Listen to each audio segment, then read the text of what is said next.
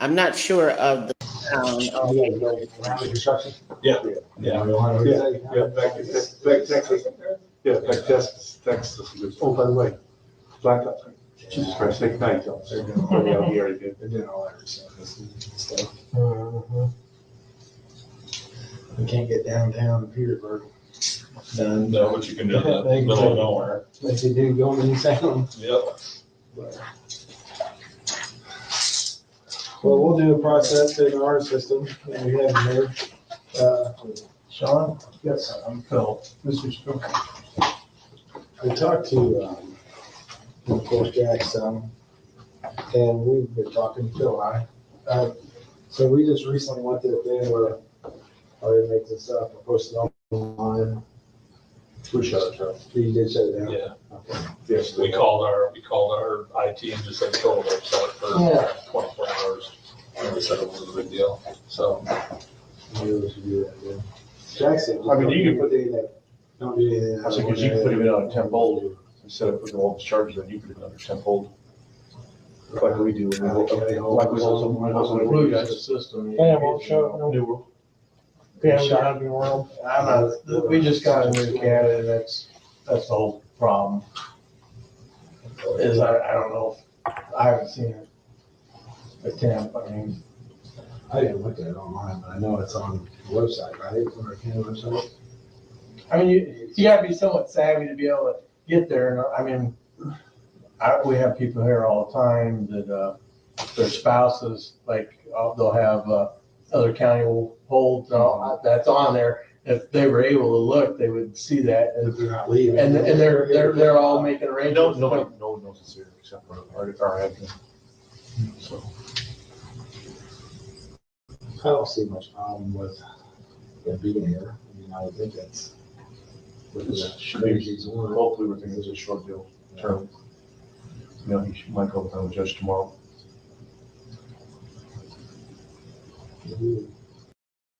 Six, I think we're down to 3. 3? So. You got that in small, small bucket. One of them's female, so she's up front here. And then how are you handling that? See, Carly?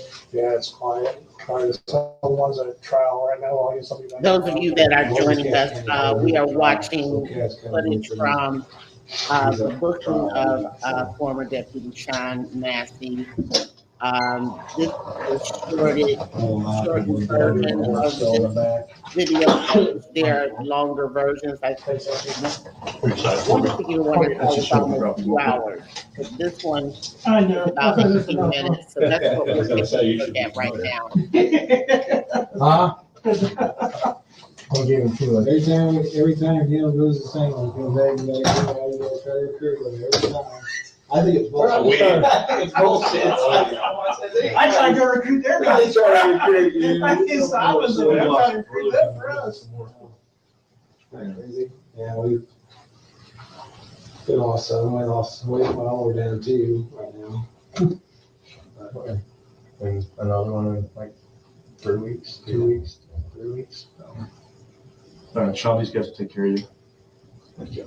Sure, if you need anything, we'll remember myself. If I can help with anything, do something. They'll take care of you, Sean. You'll be hearing from us probably tomorrow, one way or another. All right. Okay, so look out. Yes, thanks, sir. Sure. Appreciate it. Sean, good luck, bro. Thank you. Oh, what's that sheet yours, Sean? The big. Hopefully you got something that big. I have to bring something from home. Sheriff's got to put it back there somewhere. Yes, probably.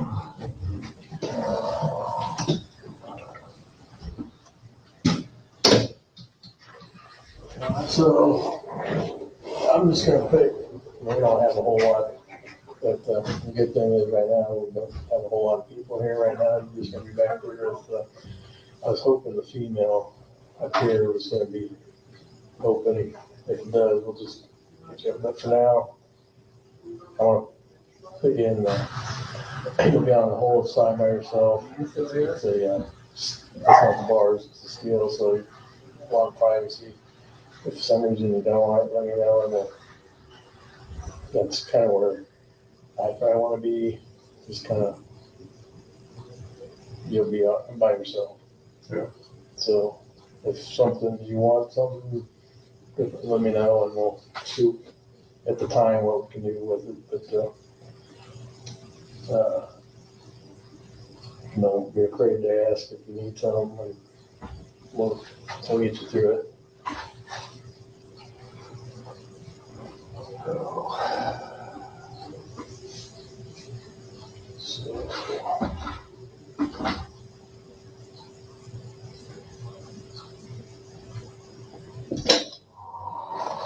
Sean's getting another one.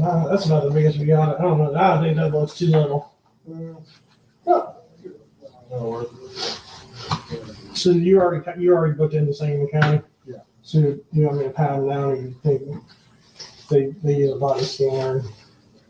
Sounds good to me. Yeah, I mean, they use body scanner, you're good. So, yeah, this is a classic bag, ticket. Good afternoon. Rebecca Lamb, hello, wondering if anyone will be following No money. Michael Lopez in Michigan. I haven't heard of that case. What is that case about, Rebecca? And also, like, to this guy. I don't know. I have to look it up. Do you know what, county or city Probably should be here anytime. it is? I am picking up some new Probably should cases. be here anytime. So, let me know and I'll look it up. Get back.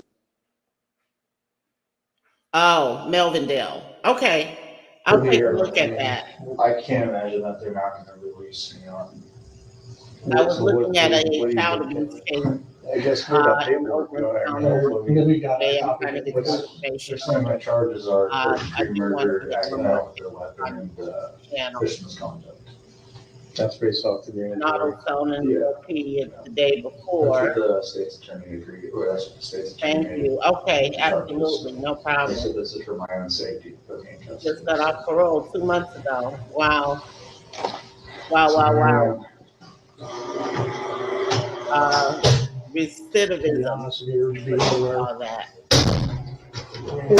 Oh, it's in the car. Okay. You know what I mean?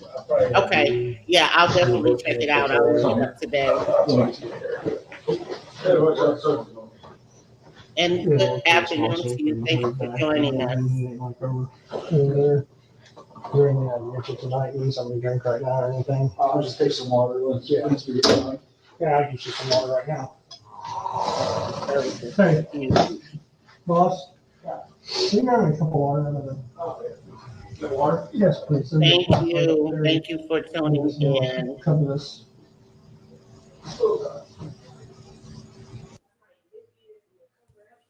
I'm not sure why the sound keeps going in and out on this. Looks like, I think we're just speeding it up for time constraints, maybe. I'm Neil, go ahead and take my name. You what, Neil? So you work with Ann, did you used to work with Ann? Salmon. Jonathan Zanin? Do you know him? He went to Springfield now. They should As well as we'd like on that. no way they're gonna keep you or something like that.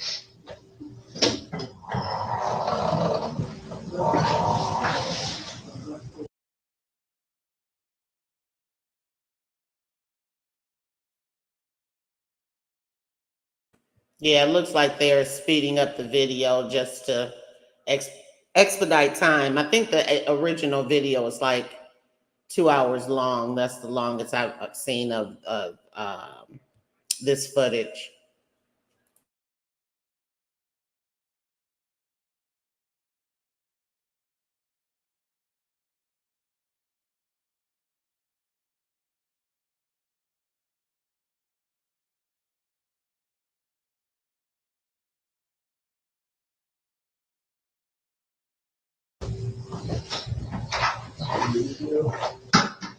Holding.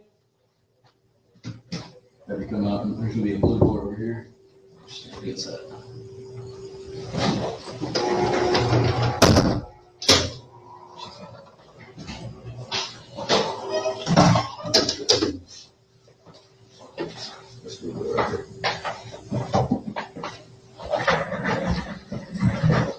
Grayson is a big dude.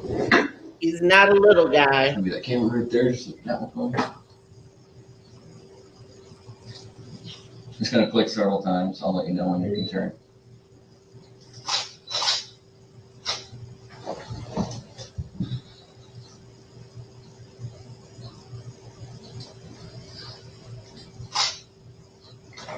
Okay, go ahead and face towards me.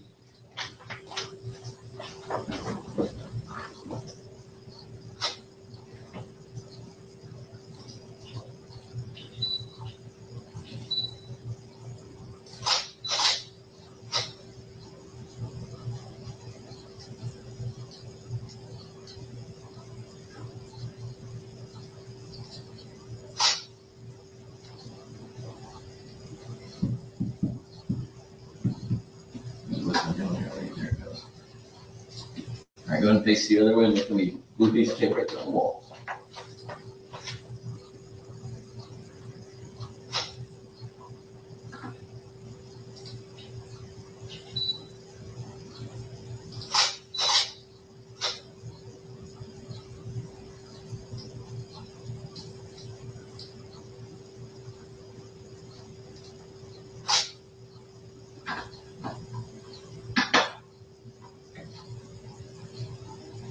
This.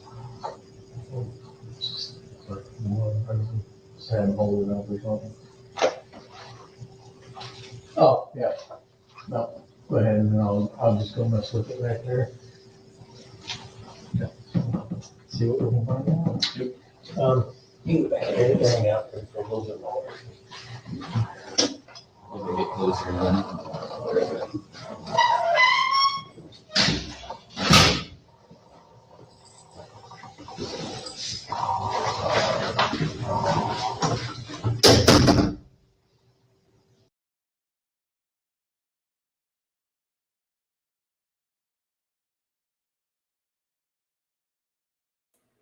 I think this is another one of these speed up jobs.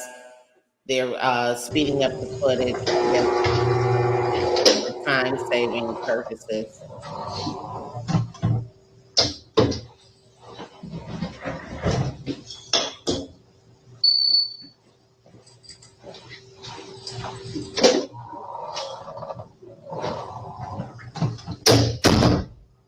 And good afternoon to everyone that's coming in. If you can, please hit the thumbs up for us. I would greatly appreciate it. We are still watching about 18 minutes of footage from Officer Grayson's booking into the Sangamon County Sheriff's Jail, county jail, I guess. I'm not sure if this is actually where he continues to be held. I think they moved him to another jail in another county, but You use the phone yet? I think he was booked there in Sangamon where he was arrested, and the where he was employed, where the incident happened.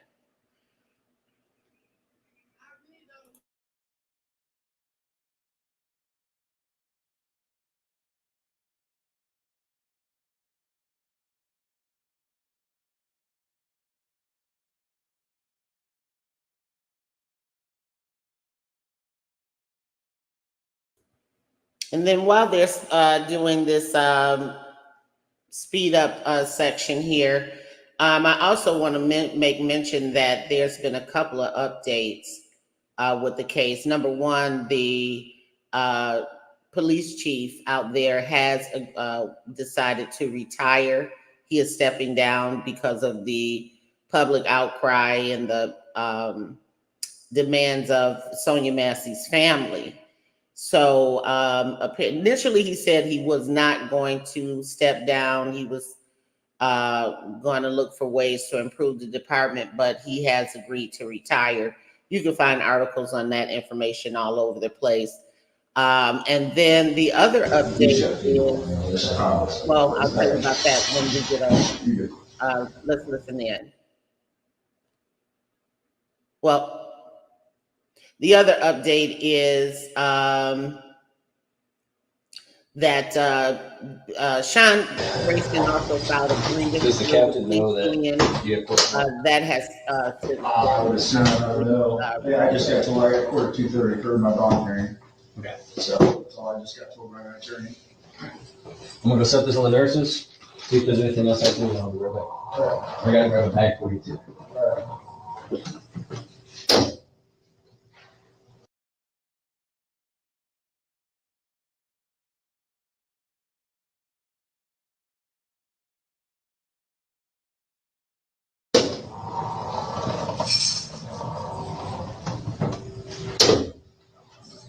Like everything's good. We're getting the TV, so it's ready to sleep back there. The one back there now, still has a remote. So you can have I want to get off into some of the documents. It's impossible to go through and review all of them, but I want to start with, because we have employment records from 3 of the counties that he was employed in, which were prior to his employment with Sangamon County Sheriffs. He was with, Logan County, Verdon County, and Kincaid County. So we have employment records, disciplinary records, and all of that stuff from all of those counties. We also have Sonya Massey's autopsy report. We also have an employment training report that deals with all of the information in terms of the types of training he has had as an officer. And it's interesting to note in terms of these police officers when we start dealing, because all of these cases always bring up the issue of police reform. One of the barriers to police reform is that there's no standardized training across the country. Each department has its own training modality that they utilize to train their officers. And I believe that is at the discretion of the police chief. So, and I mean, they may go by historically what the former, whatever was in place when they come on those jobs. But the thing is that, there's no standardized training. And so typically what you have is a situation where, the officers, when they go from department to department, they've been trained one way at another department, and then they come to another department, and things that were proper in one department is not in the other. So that's one of the barriers. This happened with the George Floyd killing with Derek Chauvin. Asphyxiation, which was ultimately what he was convicted of, was actually a legal police maneuver in that state for in that department out there in Minnesota. So, however, not for 9 minutes, and then there's other procedures for making sure that you don't get them to the point of death. So they got him on aggravating circumstances because he stayed on them for 9 minutes and all of that. But the maneuver itself was a legal police maneuver for that state. And so these are some of the challenges that you run into when you start dealing with police reform. There needs to be a standardized code for each department. So I want to mention that. But in terms of the documents, let's see, what else do we have? So we do have his training documents, his training report for Sangamon County anyway, in terms of all of the trainings that he went through, and we'll have to take a look at it to see what he passed and what he didn't. The charging documents. Actually, this document is not a charging document. It is the document of it's the motion denying his pretrial release. his attorney was apparently trying to get him bond to be released from jail when he was arrested, and the judge said no, he would be considered a threat to the community because of the type of charges that, and they gave him 3 counts of first-degree murder, aggravated murder, and I believe official misconduct were the charges. So, but I want to put up, let me grab this really quick, because I posted a video the other day to let everyone know that the trial date has been set for August the 26th. So I wanted to make sure that I show you guys that information.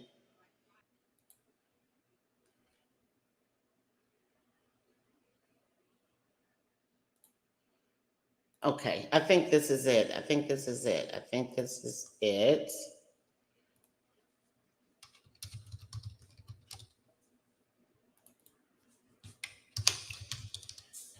And then we'll move on to some of the other documents.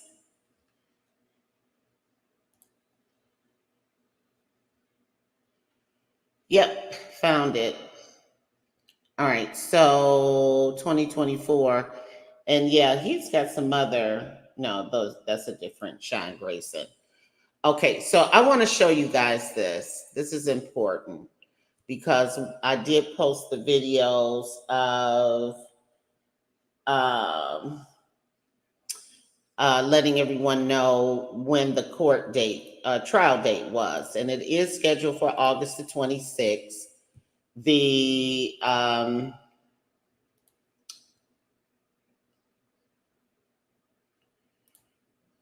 Oh, here it is. Okay. I want to make sure I'm sharing the right thing. All right. So here we go. So this is the docket detail out there in Sangamon County for the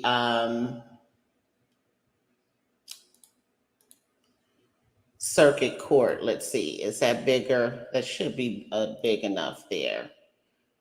Maybe I'll make it a little bit bigger.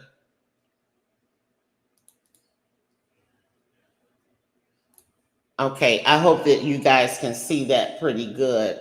Just let me know in the chat. So this is the Sean Grayson's case. He is under Judge Cadigan or Cadigan maybe. And he was charged, that's his attorney, Mark Wyckoff. So there's been some, so this is the original arrest date from the incident on July 6th. He was charged on July 18th. And here it is here, first degree murder. Complaint 1, first degree murder, I'm sorry. Complaint 2, first degree murder. And complaint 3, if you guys can see that, is first degree murder. So they gave him 3 counts of first degree murder. Now, one of the things that I was talking about was, this is the first time I've ever seen that. Normally they give a count for each victim. Now, I'm not an attorney, I'm a social worker, so I don't know all of the legal stuff. So this is the first time that I've seen this, where but he was in fact charged with 3 counts of first degree murder. So those are the first 3 counts. Count 4 is aggravated. I said aggravated murder. It's aggravated battery with a firearm. Okay.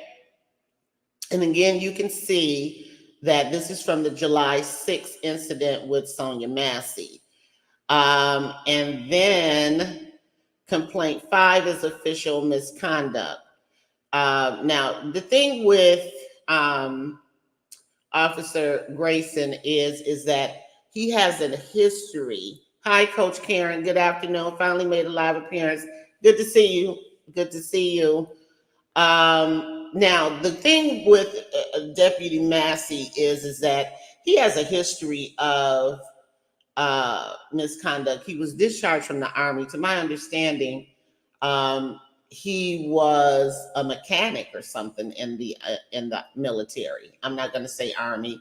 I don't know if he was in the Army, Marines, which division of the military he was in. However, apparently he wasn't dishonorably discharged, but he got some kind of discharge where they noted that it wasn't honorable, but it wasn't a dishonorable discharge. So I have to go back and find that paperwork and look at it or whatever to be able to properly disseminate that information. But we do know that he has, and we have some documents here today, disciplinary actions taken against him, even throughout his police career. So if we look at the arraignment hearing, again, we're still dealing with, if you look at the date, July 18th, these are all the charges, complaints 1 through 5, 3 counts of first-degree murder, 1 count of aggravated battery with a firearm, and 1 count of official misconduct. And this is the arraignment hearing. It says Defendant Sean Grayson, present the people by ASA Mary E. Rogers, present the defendant in person in the custody of the Sheriff of Sangamon County. Cause called for arraignment, Attorney Daniel Fultz, present in open court on behalf of the defendant. Defendant furnished with a copy of the indictment, advises the nature of the charges and the maximum penalty. So that's a standard arraignment hearing. You basically just read off the charges to the defendant, let him know what he's charged with, and he either pleads guilty or not guilty, or they stand mute, which is a defensive posture. So a plea of not guilty was entered. It doesn't say plea of not guilty entered. I'm sorry. It doesn't say whether the judge entered that plea on his behalf or if he actually pled not guilty. Oh, well, no, they did say in the reports that he pled not guilty. So I take that back. So Mr. Grayson did plead not guilty. So I need to clarify that. All right, pre-trial discovery order entered, arguments heard on People's Verified petition and to deny pre-trial release. We have that document where the judge denied his bond or whatever and remanded him to custody because of the type of charges. The judge considers him, based on the law, the statutory law, that he would be automatically considered a threat to the public. All right, People's Exhibit A and B tendered to the clerk for retention during the proceedings. People's Verified petition to deny pretrial release is granted. So apparently the prosecutors argued before the judge why he should not be released, and the judge agreed with the prosecution. Call set for trial. Call on 8/26/2024 at 9 a.m. Defendant advised of trial in absentia. I'm assuming they said he was present. I'm not sure what that means. Cause continued. Defendant remanded to the custody of the Sangamon County Sheriff while awaiting trial. So again, here it is. Judge Cadigan, and they have the clerk reporter's name. And then trial call on, if you guys can see that, August the 26th, 2024 in courtroom 7C, pretrial detention center, pretrial detention order signed by the judge. Judge assigned for criminal People's Verified petition to deny defendant's pretrial release filed by assistant attorney. Okay, blah, blah, blah. They picked up some exhibits from the prosecutors. Now, here is also what I reported on in a video this week. Extended media coverage. As of right now, the media coverage is denied for trial proceeding, and it was signed by the judge. And if you go through this docket information, apparently, here it is again on 7/24. So you got 7/19 interest of appearance filed by defendant's attorney. So I'm not sure what he went to before the judge for. Apparently the Mr. Grayson's attorney was before the judge on the 19th, the next day after the arraignment. Then on 7/24, there's another request for media coverage. And again, it was denied and signed by the judge.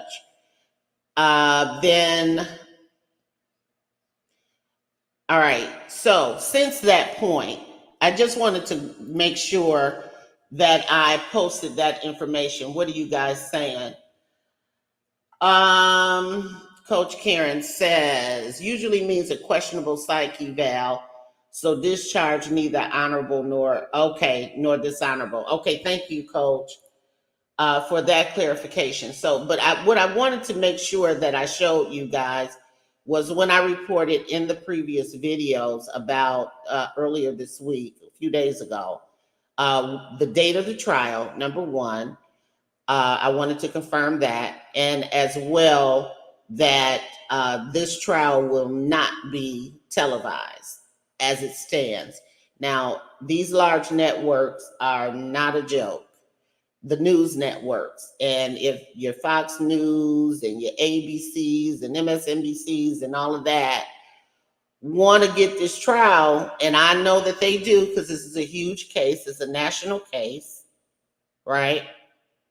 They're going to push for it, and they may put pressure on the judge through other powers that be, legislative powers or whomever, to get him to authorize media coverage, because they're going to want to be in that trial. Now, federal cases are different. Federal trials cannot be recorded, period. That's standard across the country. So anytime you have people that pick up federal charges, as in the Tyree Nichols case with the 5 officers, Memphis police officers, their trial starts, federal trial begins on September the 6th, I believe. No media coverage is not allowed in federal cases. But state trials is at the discretion of the judge. However, because this is such a large case, it is very possible that the mass media will try to pressure this judge into authorizing media coverage. But as it stands right now, and you can see from the documents, the court records, the judge has denied media coverage 3 times. I don't know if that's 3 times to the same network that requested it or 3 times to 3 different networks. I don't know, but it's been denied. Coach Karen says, it will be in the court's best interest. Honestly, the public more now so needs transparency. Absolutely. You need to, this is why we do these, cover these cases, because and it's a lot of work to dig up and find information and try to understand a lot of the information. Again, if you're in the legal profession, it's a lot easier. But you have to kind of sift through and figure out and put stuff together. It's a lot of work. So I wanted to clear that up. Now, since that time on August the 5th, I just saw this last night for the first time. A motion was filed for substitution of counsel by the defendant's attorney, Brian Sexton. Now, substitution of counsel. Now, I don't know if he's going to have if Officer Grayson fired his attorney, or if the attorney is just requesting or has to file something with the court, if he's going to have a stand-in attorney arguing this case on his behalf. I don't know what that means. But that is something that was filed. Also on August the 8th, a motion was filed by the defendant's attorney. So he must have changed attorneys, because the August 5th says motion for substitution of counsel filed by his attorney, Brian Sexton. Then on August the 8th, it says motion filed by defendant's attorney, Mark Wyckoff.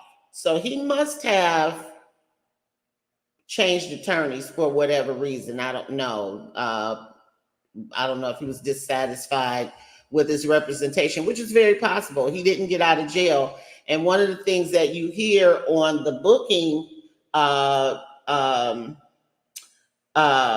videos is him saying that he should be going home soon, or I don't see any reason why they wouldn't be releasing me soon. So I think that it gives you the impression that he thought he was going to go home, and he did not. He not only spent the night in jail, when he went for arraignment the next day, he was remanded to custody until trial. Cynthia Sweezy, hello, good afternoon. Every state is different as well as policies, as well with policies. Yeah, that's true. Probably just a stand-in. Yeah, with the attorneys. Yeah, it may be just that he's going to have a separate attorney within his firm or something arguing on his behalf. I don't see anything filed for the, I'm going to make you a moderator, Cynthia, as well, if you don't mind. What did she say? Hi, ma'am. Hope all is well. Everything is great. I'm going to make you a moderator on the channel, Cynthia, right now.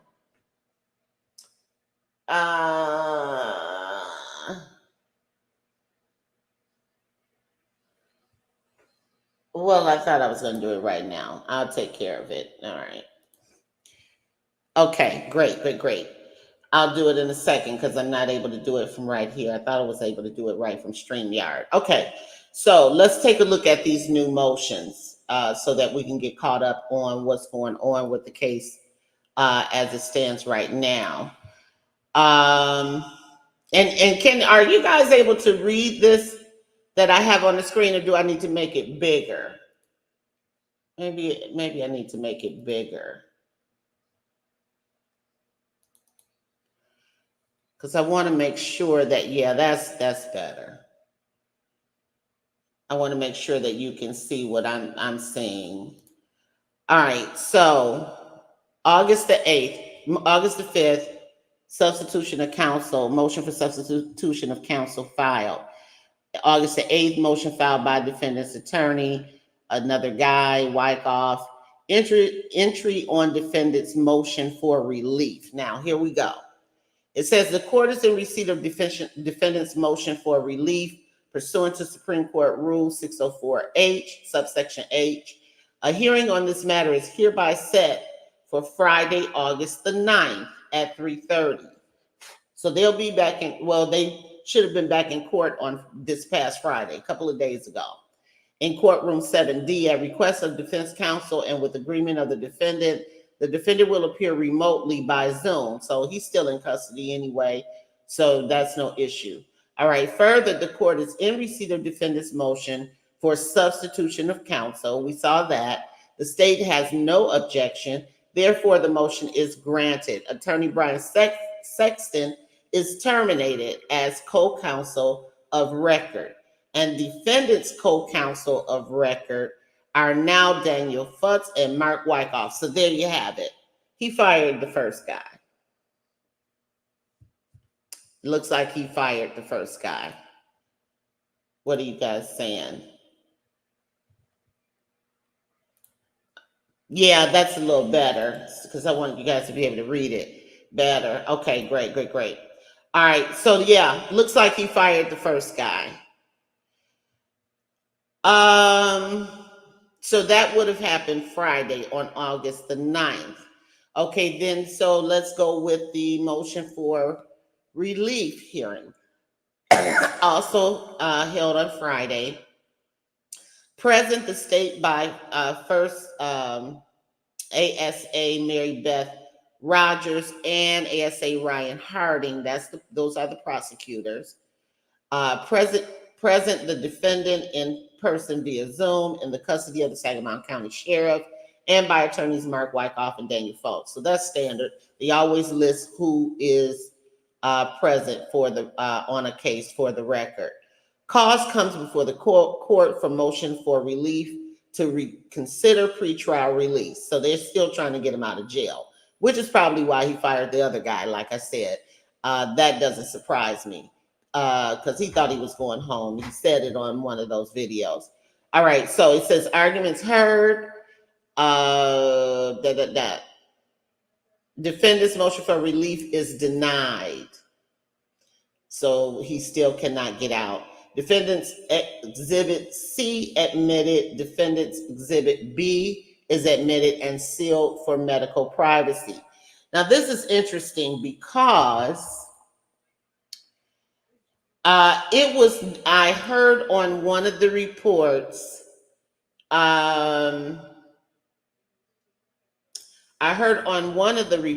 that Officer Grayson was recently treated for cancer.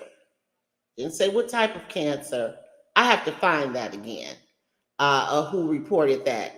He originally thought he was in custody for his own safety. Okay, I didn't hear that, but I did hear him mention to those other officers while they were booking him that he should be going home soon, or they should be letting me out soon, or something. Whatever he said, something to that effect. But now, here's the thing I want us to focus on. Defendant's Exhibit B is admitted and sealed for medical privacy. Again, like I said, one of the news outlets reported that Officer Grayson was recently treated for cancer. I need to verify that. Allegedly, I need to say. But yeah, I did hear that. So he probably submitted his medical records to the court. Trial call date remains set for August 26, 2024 at 9 a.m. before the Honorable Judge Cadigan. Defendant is remanded to the custody of the Sangamon County Sheriff awaiting trial. So again, confirmation of the trial date, August the 26th, 2024 at 9 a.m., but it will not be publicized. It will not be broadcast over the airwaves. No cameras allowed.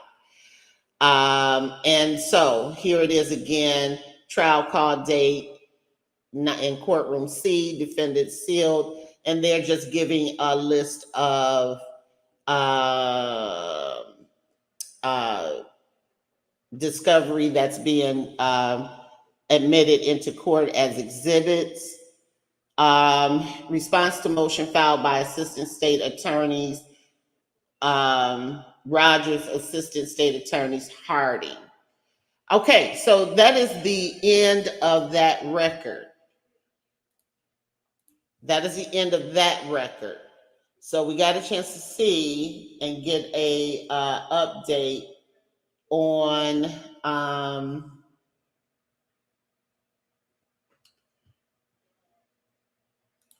let's see here. He is not any safer in jail. I'm sure his presence isn't well taken among other inmates. Yeah, I mean, yeah, he's really colon cancer. I heard. Yeah, I heard something about cancer, Cynthia. I'm not sure where I heard it, but I'll find it again. Yeah, he's not any safer in jail. So I don't know what he's thinking. And I have to say, Deputy Grayson is also he's a young guy.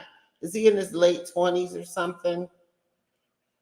I kind of like I don't think he's very mature either. He's no doubt in protective custody. Yeah, they're not going to put him in general pop. No way. All right, so there we go. I wanted to give you guys that update on what is actually going on with the case. I'll leave that up just in case. Next thing I want to go to, this is the website for the Sangamon County Sheriffs Department. They have a Ooh, I tell you, they have a lot of, like a timeline of everything that has happened. I'm going to show you guys this.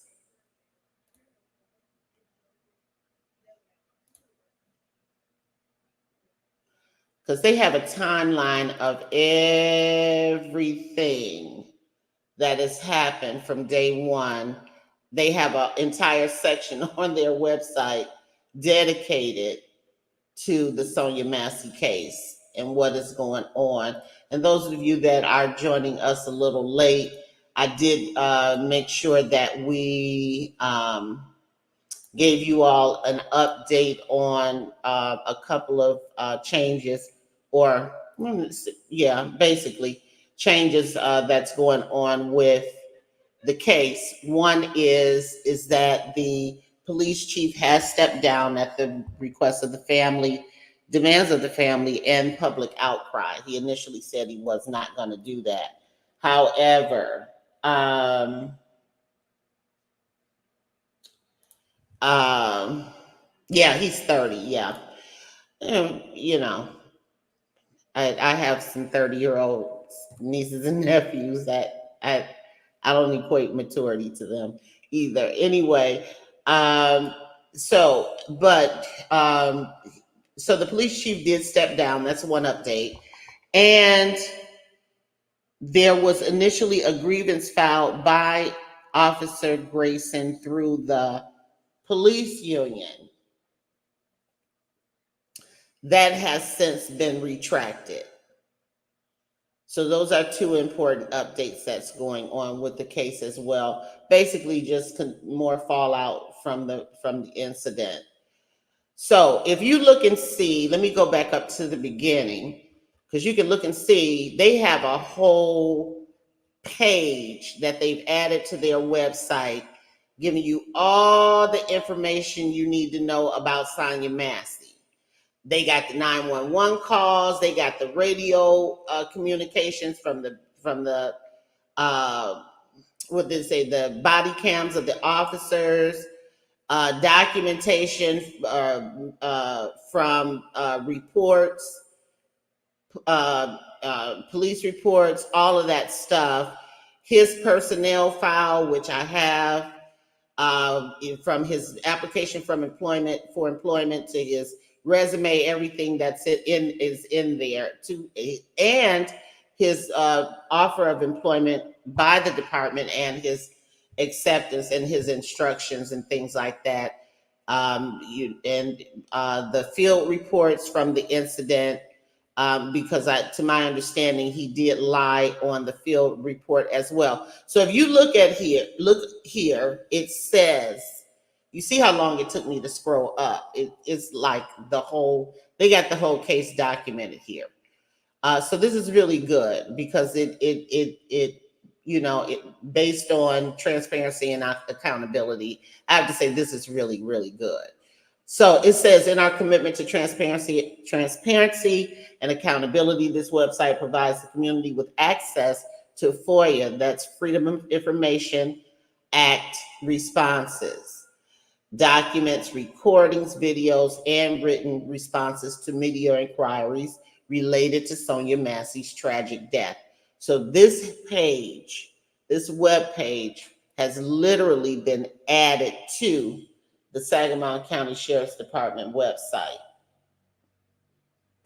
All right, I just wanted to make sure you guys weren't saying anything.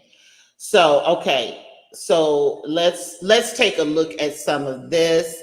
I want to go all the way back to the beginning. Of course, we won't read all of this, but as we continue to cover the case, we'll get through a lot more of this information. You see all of these links, 911 calls, everything is here.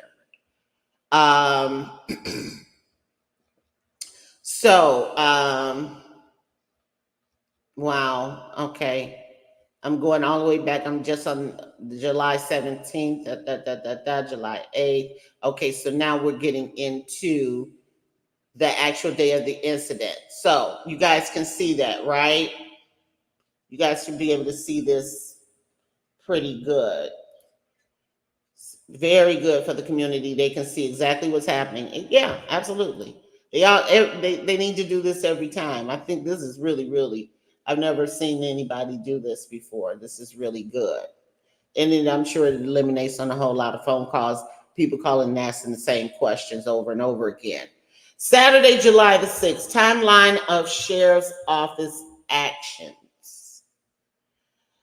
Time of the call. So apparently Sonya Massey called 911 at 12:50 a.m.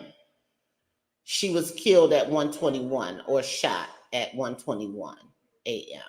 So within the 30-minute time frame.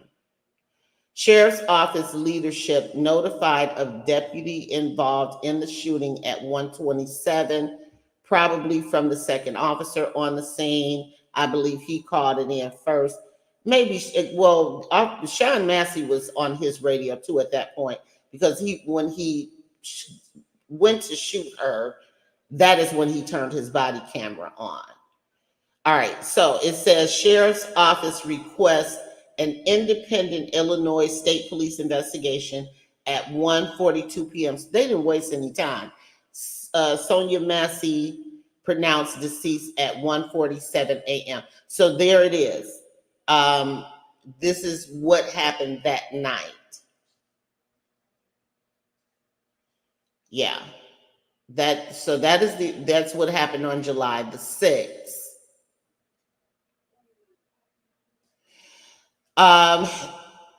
Saturday, July 6th, Sangamon County Sheriff's Office announces deputy involved in shooting. So they must have done a press release or whatever, press conference, whatever. At 12:50 a.m. on July 6, 2024, the Sangamon County Sheriff's Office was dispatched to a residence in the 2800 block of Hoover Avenue in Springfield, following a 911 call reporting a prowler.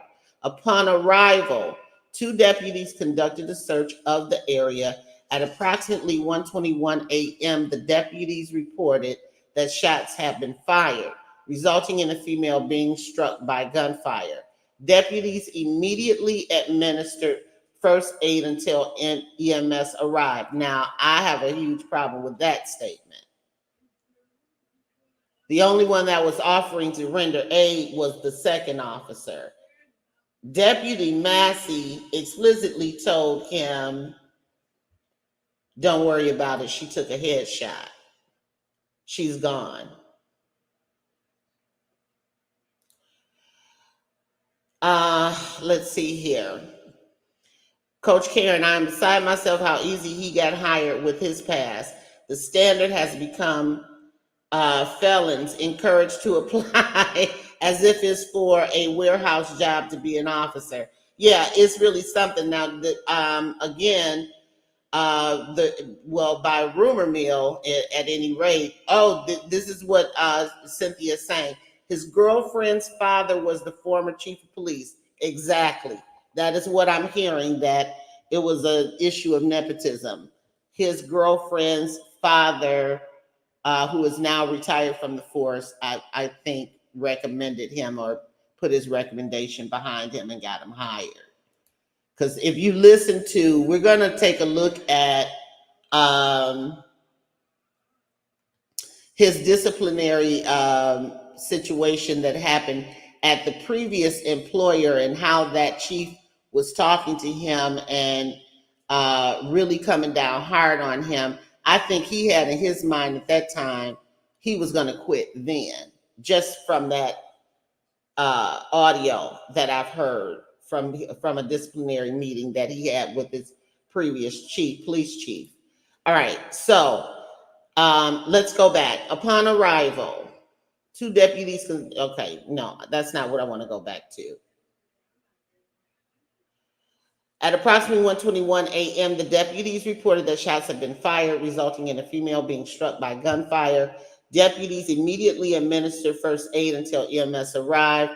The woman was transported to St. John's Hospital, where she was later pronounced deceased. No deputies were injured during the incident. Now, and again,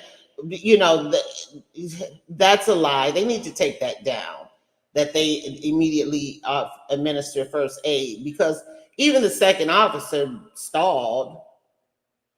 because he was trying to decide if he was going to get his kid or not. He was vacillating back and forth because the Deputy Massey, Deputy Grayson was telling him, don't worry about it. He even made a hand gesture, like throwing his hands, like, don't worry about it. And then it was something said about, well, good, because I didn't want to use my last kit or something, my medical kit. But besides that, Deputy Grayson never did administer aid. What are you guys saying? Doesn't matter. It should be across the board. That's a severe ethical violation. Yeah, it is. You're talking about the hiring. Cynthia says, I knew it shouldn't, but happens all the time. It's the who you know scenario. Yeah, old boys club, all of that. I think the second officer was in shock. He was clearly shaken, trying to apply pressure to her head or something, whatever he was doing. That officer was shaken. He was. No deputies were injured. So let's move up. The Sangamon County Sheriff's Office has requested the Illinois State Police conduct, I think there's missing a word, to conduct an independent investigation into the matter. So yeah, they did say, according to reports, that the investigation was turned over to Illinois State Police. At this time, no further information is available. Our inquiry should be directed to the Illinois State Police Zone for investigations. So that was back on July the 6th.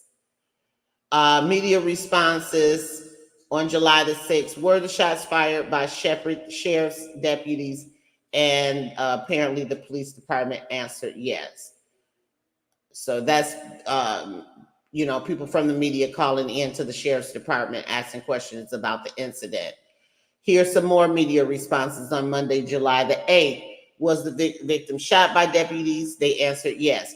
Is there police body camera video? If so, when do you anticipate it being released? And they're answering yes, there is body camera video. Questions on release directed to the Illinois State Police. So they're directing everybody, redirecting traffic to the state police away from the sheriff's office. Are the deputies involved on any type of leave during the investigation? The answer, the deputies involved have been placed on paid administrative leave pending the outcome of the ISP investigation. So that's probably some type of internal affairs or whatever. So that's from Monday, July the 8th. Also, the coroner confirms death of Sonya Massey. The Sangamon County Coroner Jim Almond can confirm the death of Sonya Massey, 36 of Springfield. Ms. Massey was transported by EMS from her residence in the 2800 block of South Hoover Avenue in Springfield to HSHS St. John's Hospital emergency room, where she was pronounced deceased at 1:47 a.m. on July 6th. An autopsy was performed today, and preliminary findings show Ms. Massey died from a gunshot wound. The death remains under investigation by the Illinois State Police and the Sangamon County coroner. So let me say this about that. To my understanding,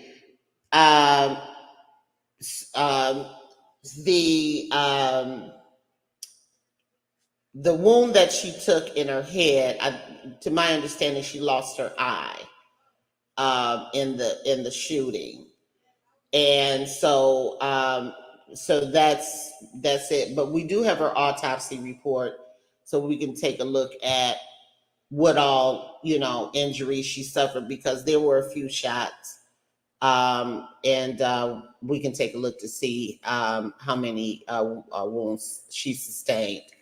Wednesday, July 10th, Illinois State Police announced investigation into officer-involved shooting continues.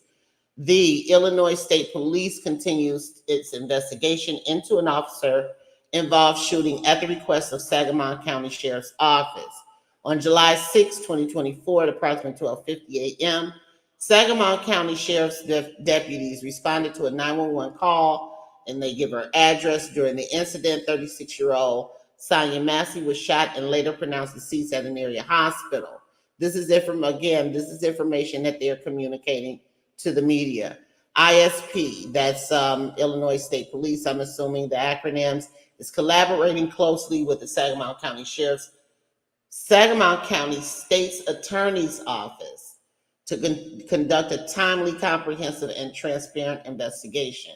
In order to protect the integrity of the legal process and the right to a fair trial in the event charges are filed, the body-worn camera video and additional information related to the incident are not being released at this time. When appropriate, additional information, including the video, will be shared with Sonya Massey's family before releasing further. So they're getting experience with this thing. So that's that from Wednesday, July the 10th. Sonya Massey, well, what does it say? July 17th, Sangamon County deputy indicted in shooting death of Sonya Massey. So, okay, it says Sangamon County State Attorney John Milheiser announces an update on the investigation into the death of Sonya Massey, July 6th, and it gives you the background of the story again. Sangamon County Deputy Sean Grayson and another deputy, he remains unnamed. To my understanding, he is back on the job on desk duty, though. Made contact with the caller, Sonya Massey, at her residence. During the interaction inside the home, Sonya Massey, Deputy Grayson, in the home of Sonya Massey, Deputy Grayson discharged his firearm, striking Ms. Massey and killing her. The ISP were immediately contacted by the Sangamon County Sheriff's Department to conduct an investigation into the shooting. The state's attorney's office worked closely with the state police to ensure a thorough investigation, which was conducted in an expedited time frame. This case was first evaluated under Illinois law for the use of deadly force. I talked about that. The use of force and all of that stuff is different from police department to the police department. And I don't even think it's by state, really, because what you have is each police chief, whoever runs a police division, determines the modality of training at their discretion. So every police department has different trainings and what is appropriate use of force and legal police maneuvers and all of that stuff. It's different from department to department. So that's one of the sticking points. All right, so the investigation, which was conducted in an expedited time frame, this case was first evaluated under Illinois law for the use of deadly force. A review of the Illinois State Police investigation, including the body-worn camera footage, does not support a finding that Deputy Sean Grayson was justified in his use of deadly force. The case was presented to a Sangamon County grand jury, and the grand jury returned a 5-count indictment on July 17th, 2024. The criminal charges against Grayson are first-degree murder in 3 counts, aggravated battery with the firearms, and official misconduct. Again, I have questions. How did he get charged for 3 counts of first-degree murder for 1 victim? That is unconventional at best, because normally they give a count per victim. Today, the family of Sonya Massey met in the state attorney's office with prosecutors and the state police for an update on the investigation and to allow them to view the body-worn camera footage. After consultation with the family, the body-worn camera footage from the incident will be released at 10 a.m. on Monday, July 22nd. Nothing has been redacted except for the blurring of certain images, which was done out of respect for Miss Massey and her family. So everyone that has seen the videos know that the images of her actually taking the gunshots to her head and her laying on the floor bleeding out was I believe what they call it, Coach Karen, I think you said they call it a redacted blur.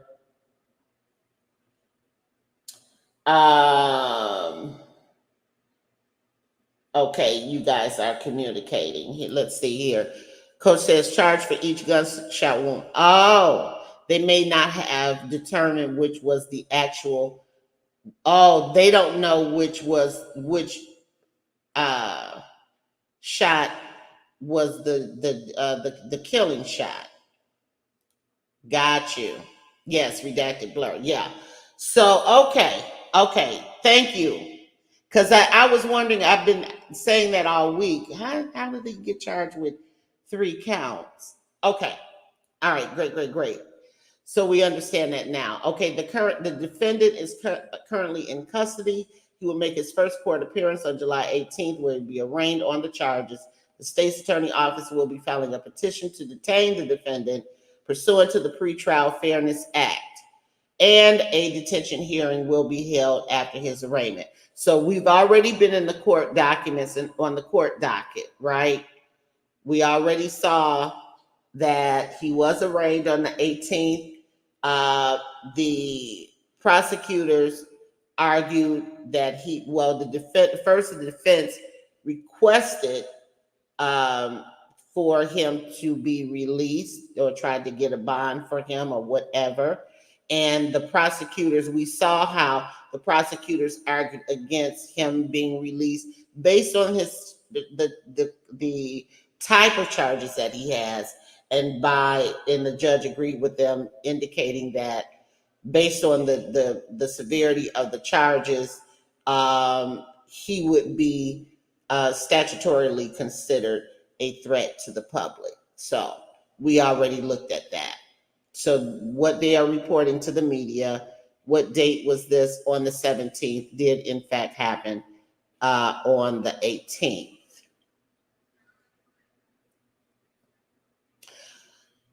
All right, so here is the statement from the police chief, Jack Campbell, Sangamon County Sheriff, regarding the Sean Grayson's indictment. This was given probably in a press conference to the media on Wednesday, July 17th.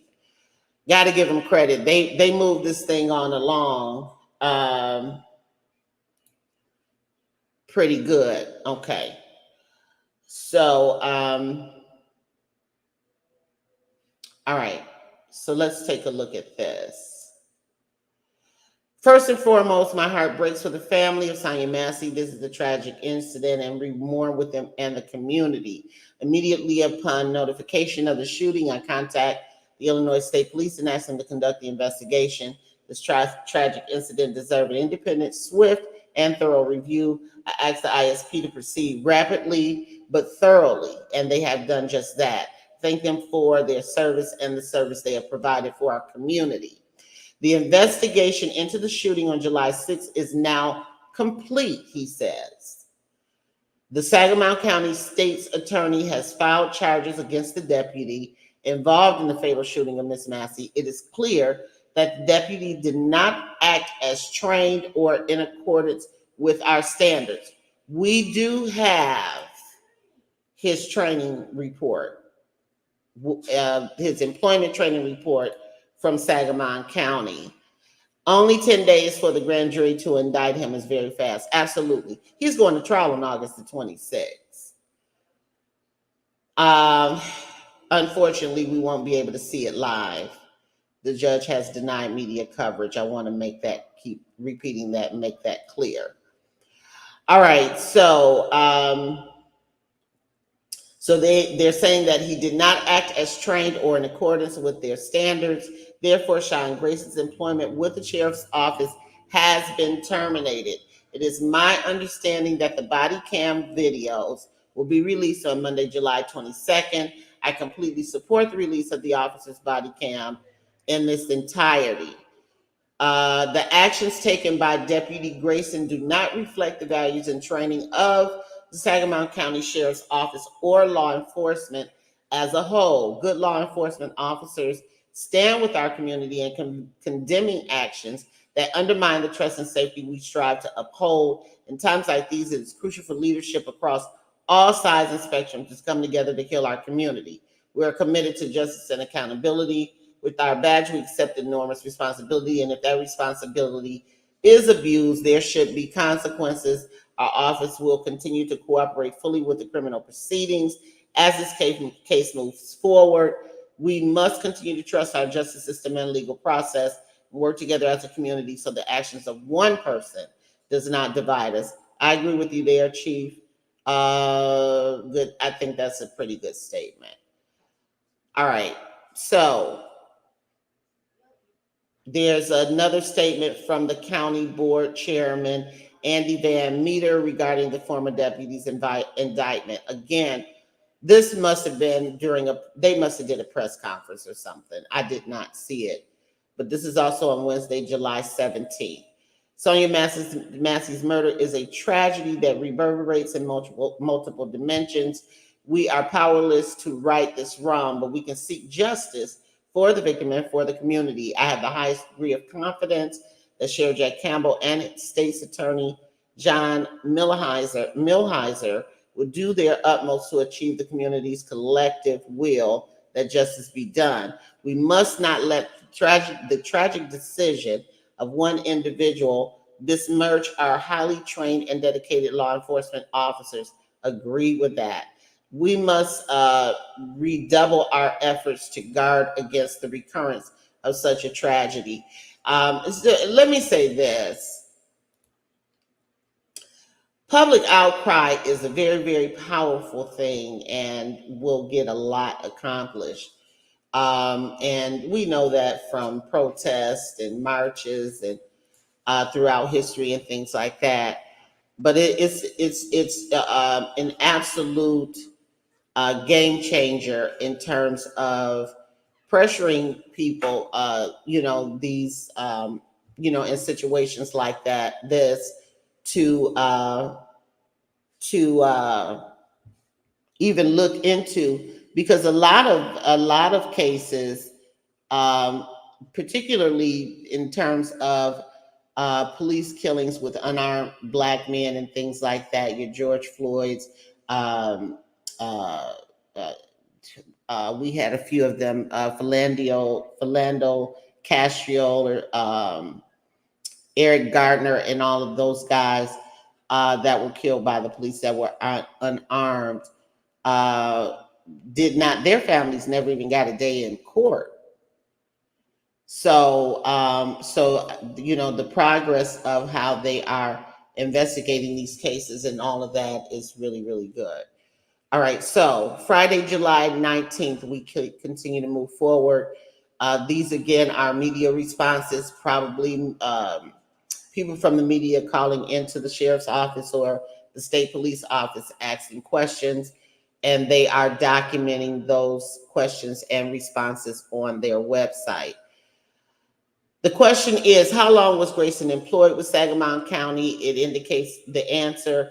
Grayson was hired by the sheriff's office in May of 2023. So he's just a year in on the job. This guy has problems. How many years of experience did Grayson have before joining Sangamon County? The answer, Grayson had 2 years and 9 months of combined full and part-time experience before being hired by the Sangamon County Sheriff's Office. He has worked in law enforcement since August of 2020. So he's a very young officer. Was the county aware of the two DUIs before Grayson was hired? Answer, all potential Sangamon County Sheriff's Office employees undergo a criminal background check. Good answer. Deflecting, but it's a good answer. All right, so basically, he didn't answer, whoever asked that question. All right, or they didn't answer. We don't know who's speaking here. Where did Grayson work before joining Sangamon County? Directly prior to joining Sangamon County, Grayson was employed by the Logan County Sheriff's Office. Again, we have his full employment and disciplinary reports from Logan County. That is the video footage I was talking about where the police chief was really digging into him. And I was saying, I bet he had in his mind that he was going to quit on that day. We have to listen to that audio because that police chief was really, really letting him have it and warning him about his behavior and his attitude and how he was not going to fare well and get in trouble and or potentially end up in prison if he didn't cut it out. All right. Coach says, I hope they pressure for cameras in the court. I know. I'm hoping the big networks get it. Cynthia says DUI could be a misdemeanor too. That's true. Well, is that well in all states? Is it a because I know in Michigan here, that is true. Coach says rather than years, how about how many training hours and actual on-duty hours? Right. That's right. What specifically has he been trained in and what did he pass? So we'll take a look at that. We do have the training documents for Sangamon County, whatever the report on his employment training. So we'll get a chance to look at that. And then it says, was Grayson fired from a prior police job? All employers undergo a background check. There's that standardized cookie cutter response again.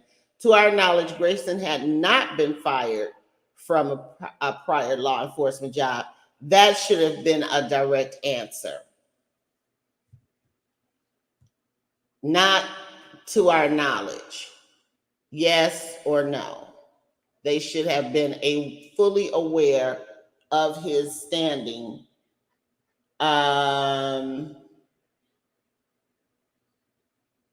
I just wanted to see what kind of, if you guys were saying something.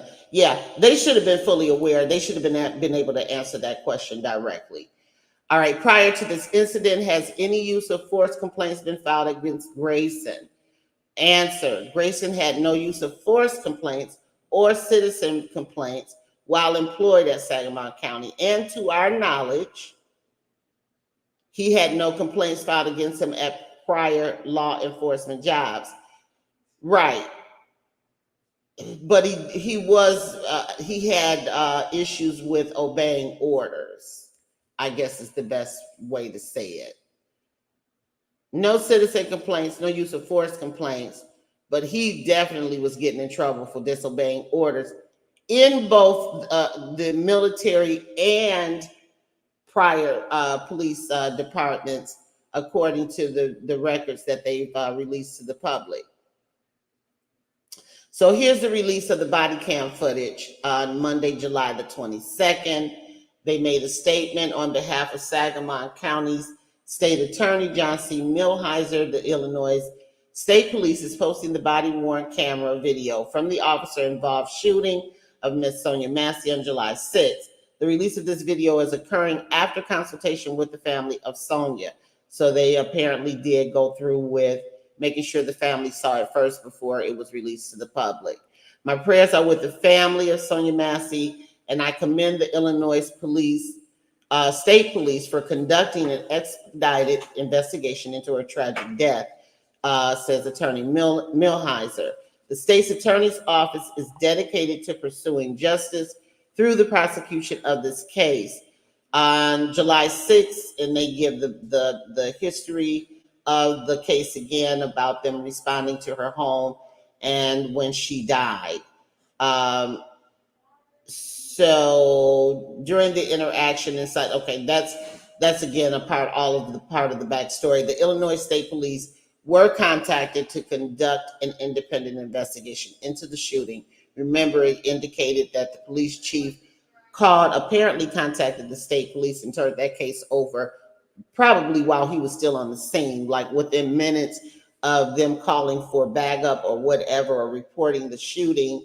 When they got to the scene, which was minutes after, the timeline indicates that the ISP was contacted immediately to take over the investigation. Okay, so which was smart on the part of the police, the sheriff. The investigation was conducted in an expedited time frame and was first evaluated under Illinois' law for the use of deadly force. After a review of the ISP investigation, the state's attorney determined the evidence did not support a finding that former Deputy Sean Grayson was justified in his use of deadly force, and the case was presented to a Sangamon County grand jury. On July 17th, they're just giving them the rundown. The grand jury returned a 5-count indictment, including 3 counts, again, first-degree murder, aggravated battery with a firearm, and official conduct. On July 17th, an arrest warrant was issued and Grayson was taken into custody. He remains in custody. In accordance with Sangamon County State Attorney's Office and Illinois State Police's commitment to integrity and public transparency, and pursuant to the Illinois FOIA, Freedom of Information Act, the body-worn camera footage of the shooting is being made available to the public and can be found by clicking, and they provide the links where you can get access to those body cam footage. These charges are not evidence against the defendant, and the defendant is presumed innocent until proven guilty beyond a reasonable doubt in a court of law, which is appropriate. All right, moving right along. Monday, July the 22nd.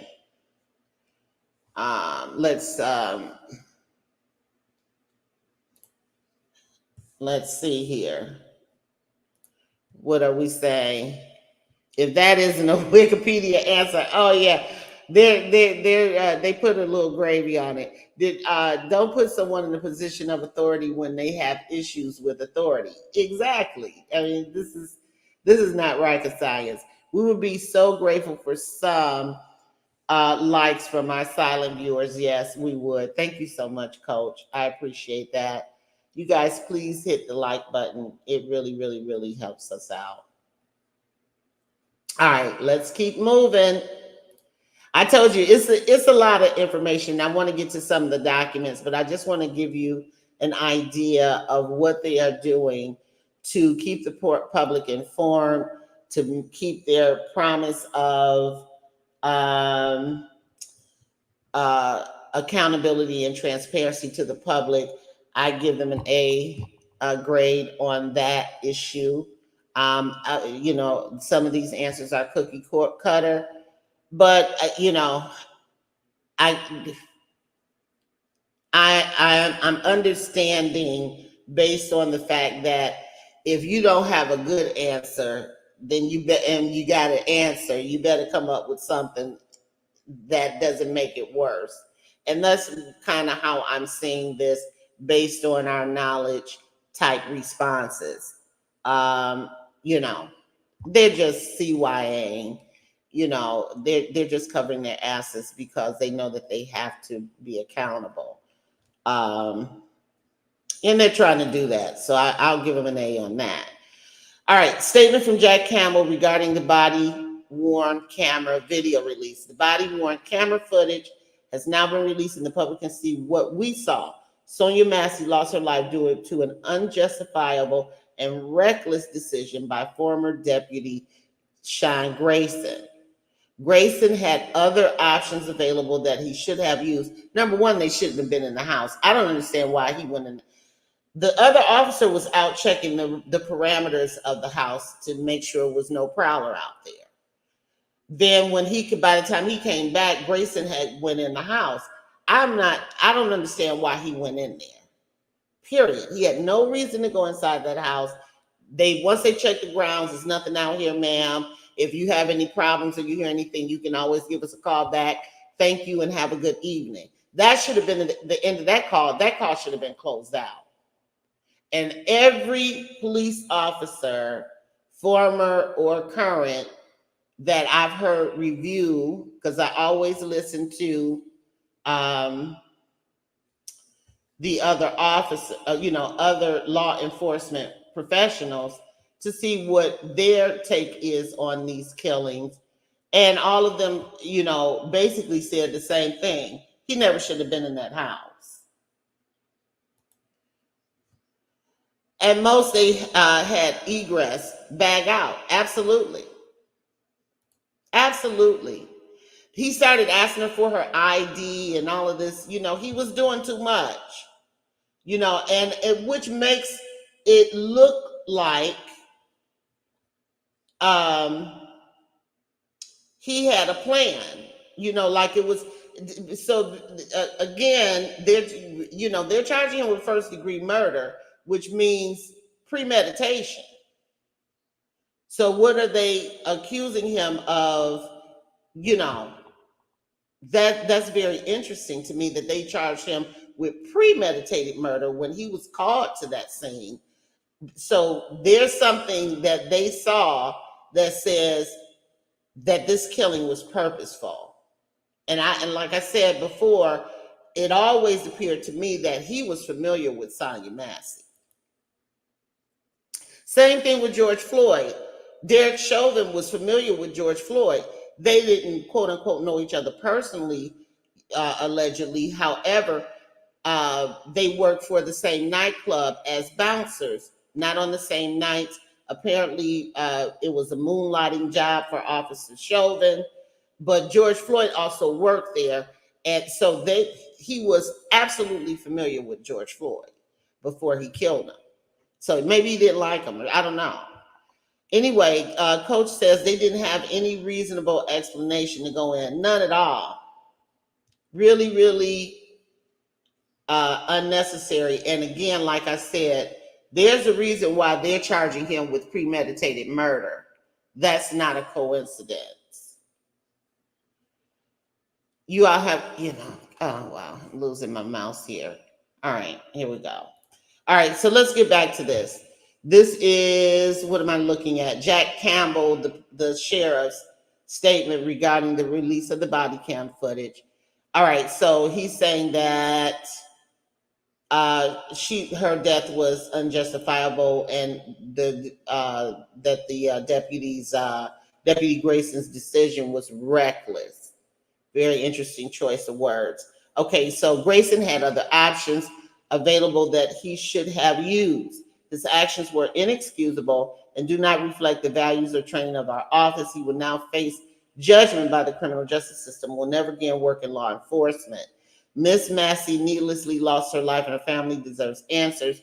I trust the legal process will provide them.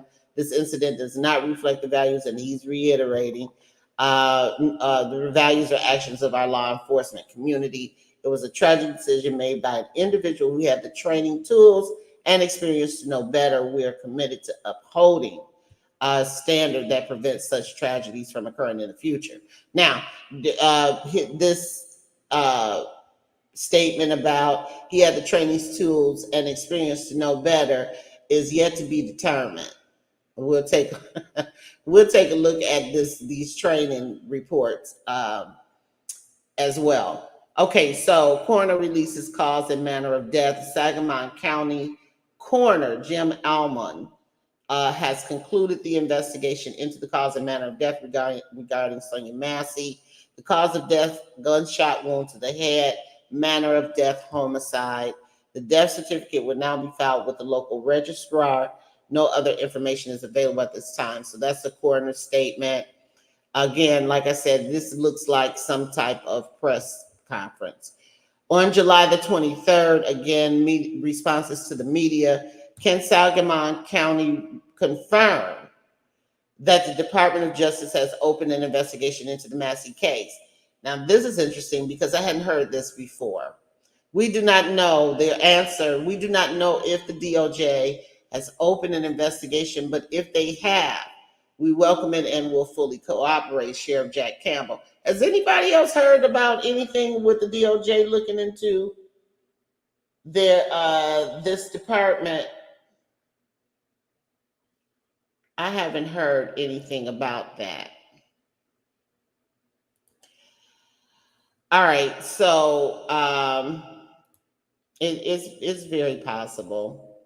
So here we go. We start to see all of the calls to the ambulance calls. I'm assuming these are all the body cam, the radio conversations between probably the sheriff's office, deputies, and all of that. Yeah, these are all audio files. All of these audio files, which was released by a FOIA request. So it says Tuesday, July the 23rd, 911 calls and first responders communications from July 6th at 12:50 a.m. So let's take a listen to a couple of these 911 calls. Let's see if we can hear it.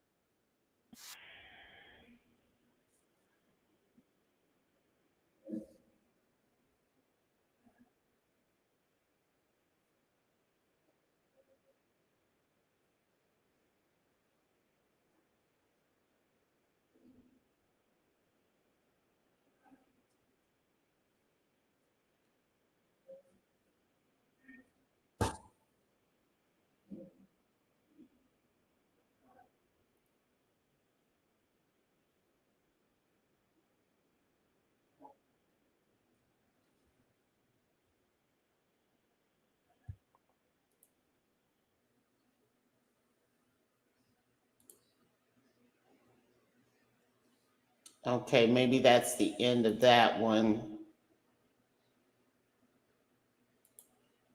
Let's see what this one is.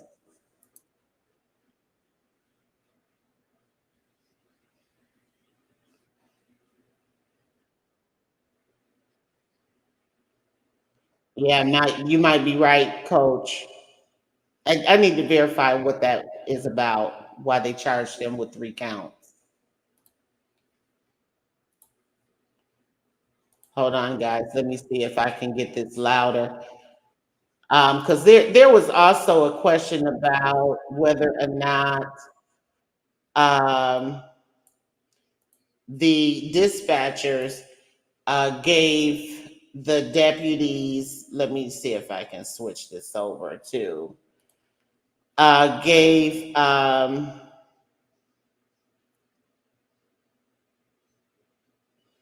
gave the deputies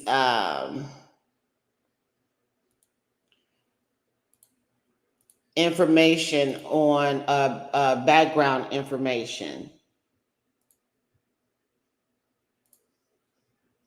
on on the caller. So there was some issue about that too. All right, let's see if we can hear this one see if we can get this one up a little better.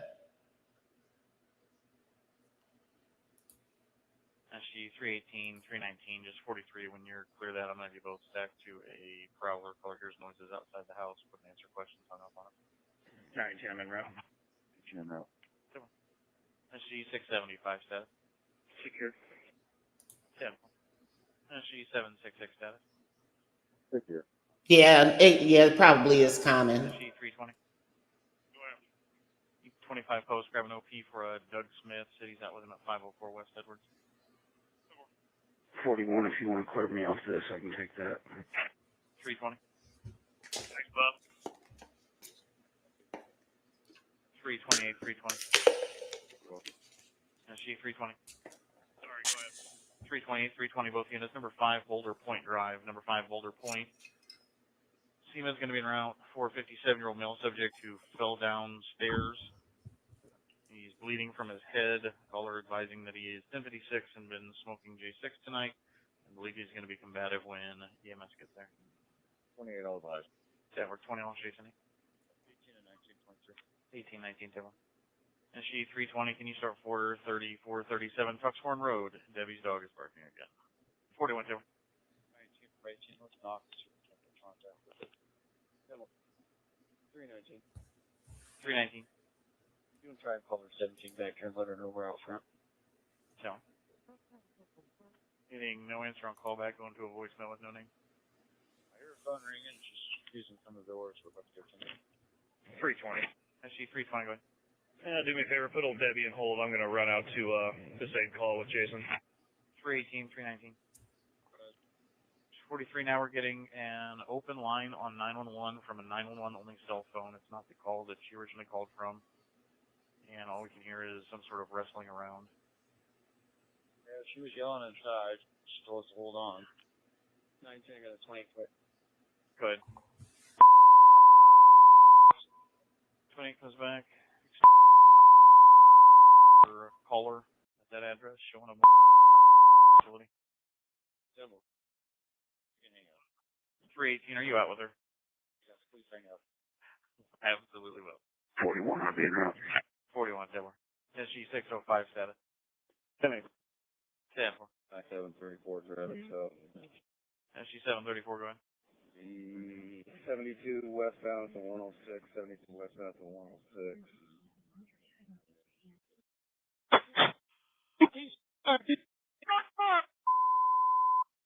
Gentleman's close, units out, and you can start. Three units now. We got headshot wounded female. Headshot wounded female. 1078. And you can start 2868 Hoover, 2868 Hoover. Units on scene are 1078, shots fired. 3 floors en route from that clearing this stop. 302, I'm around. She's still breathing, but she's losing a lot of blood from the head. How did that? We got 80 call history with her being 1096. Just confirm self-inflicted. 2, I'm out. Slow everybody down. Units en route to Hoover, slow down and continue. Units en route to 2868 Hoover, slow down and continue. EMS coming 1018. All units have been advised to slow down except for EMS, who is coming 1018. 41, I'm going to be 23. 20 need 28 around. 7. 19 from 20. Where you at? I'm at my car. 341, put this 28 on the ticket. Go right ahead. 7. 302 is 1 closed. That's affirmative. We're secure down here. You can open it. Channel 1 is going to be up for normal traffic. Units out. 2868 Hoover are going to be secured at this time. Assuming kind of clear. 0138.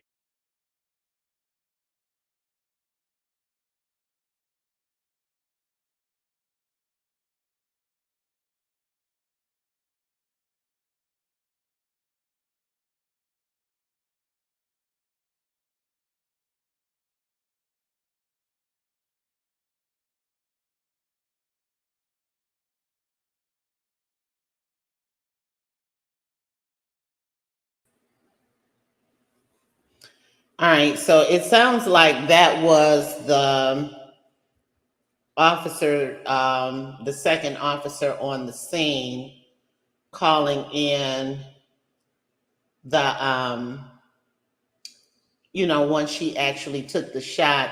I couldn't really hear the other parts of the call, but let's keep going. I want to listen to a couple of these. Okay, so this is a 911 call at, well, let me see. I'm not sure. Hold on, let me stop it and start it again. So it looks like these calls are not in order too, because this looks like a previous, apparently, there's other 911 calls. So, okay, so let's play this one and see what it is. 911, what's the address for your emergency?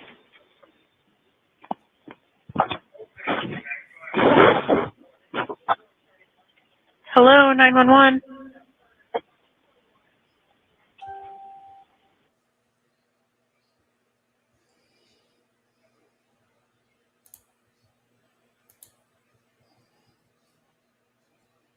Okay. I guess that's just another one of those random calls by Sonya Massey. They did say that she, of course, had mental health issues. According to the family, she was diagnosed paranoid schizophrenic, at least quite a bit. And there's even calls of her mom contacting the police to do a wellness check on her. And she asked them to not send any, if you guys haven't heard that, there's a call where the mom says, asks them to basically not send any aggressive officers or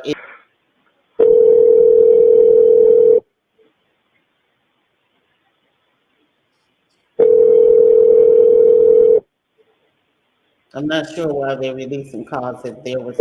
Your call has been forwarded to an automated voice messaging system.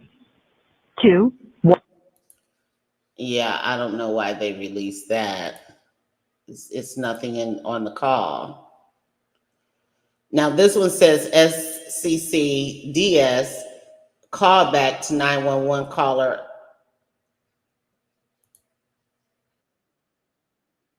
Hold on, let me get it in the.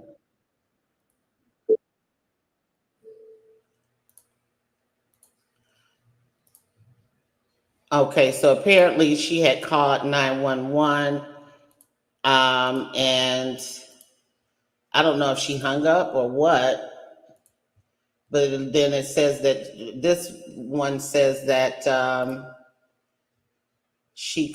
they called her back. So this one is only 4. Let's see what it is. Okay. Hi, is it Sonya? Yeah, I got the sheriff's department here, but I was calling for help from y'all. Okay. Are you there with the deputies right now? They're here in the house right now. Okay. I'm going to let you go so you can talk to them. No, hold on. Wait a second, sir. Okay. Wait a second for what? You're there with the deputies, correct? No, hold on, okay? Hold on for what? Just 1 second, okay? Wow. I got the paperwork to I tell think y'all. this is when they showed. Well, let me stop it for a second, because remember they okay, when the on the body cam footage from the house, she was on the phone with someone and she kept asking them not to hang up. So apparently she called 911 back while she was I saw your response, coach. Yeah, I get it. They, when they give background, when dispatch gives background information to an officer that they're dispatching to respond to a call, it does make sense that they would give them a history on the call. So this is another quick one, but I think that's what that last call was. That's probably who she was calling when Grayson was standing there asking her for ID and all of that. If you guys remember, she was on the phone with someone and asking them to hold on, don't hang up. So she probably had called 911 again. So this is another one. 2 and truck 2 from control. Go ahead and approach when you get on scene. Copy that. Truck 2, you copy. Engine 2 from truck 2. What equipment do you need? Engine 8 from control. Control engine 2. Engine 2. Being around Saints. Copy. Control engine 2. Can you show us out of Memorial? I'm sorry, St. John's. Copy, engine 2.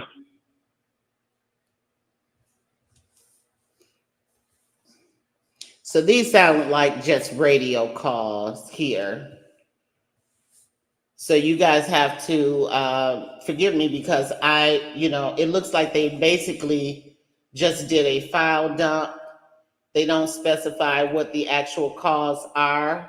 So I kind of like have to just play random calls because I'm not sure if what's, exactly what's on them. They're all related to the case.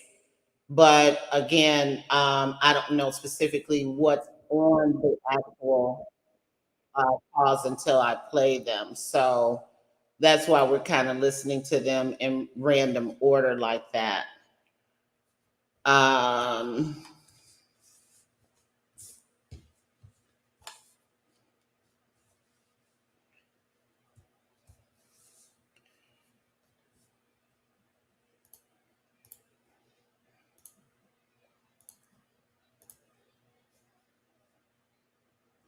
and then once I go back, I will edit all of this, unnecessary dead time out if you have to come back and watch the 2868 Hoover 1018, Houston 0 for shots fired. CMA's gonna be in route.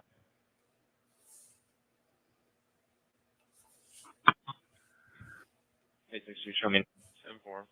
85% Trevor. 7-4. 804 stack line. 7-2 Hoover. 7-4. 7-4. Good afternoon, Michelle. 3 once we get some suspect information or vehicle information, that's the stuff we need to start working on to help them out. Good point, Michelle. 913, copy county's update. I didn't. Self-inflicted. On my way over. 10-4. 10-4. Units are at Hoover, continue to slow down. 35 miles. Any units that are out or 1060 on Hoover, just 43. SEMA's going to be coming 1018. Make sure you're clear of the roadway to the scene. I think we're good out here. We don't need anybody else. 10-4. Any units are out to Hoover that are not 1060 or 23, just have already shot her.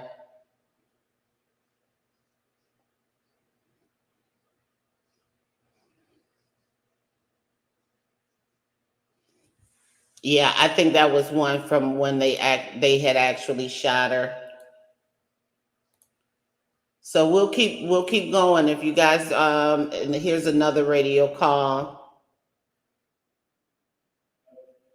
This one is just 27 seconds.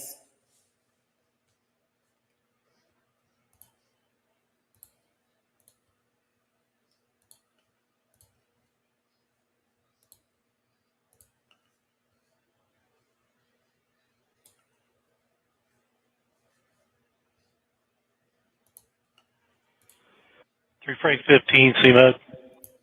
Go for 15. 2868 Hoover Street, county's out requesting EMS. There's shots fired, stating had a female shot in the head. Copy, we'll be in route. 3 15, CMOD. Go for 15. Go ahead and approach when you get there. Copy.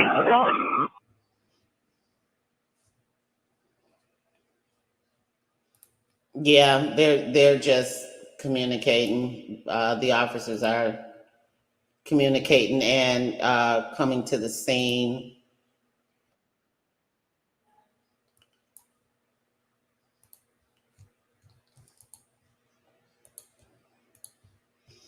All right, here's another one. Looks like it's another 911.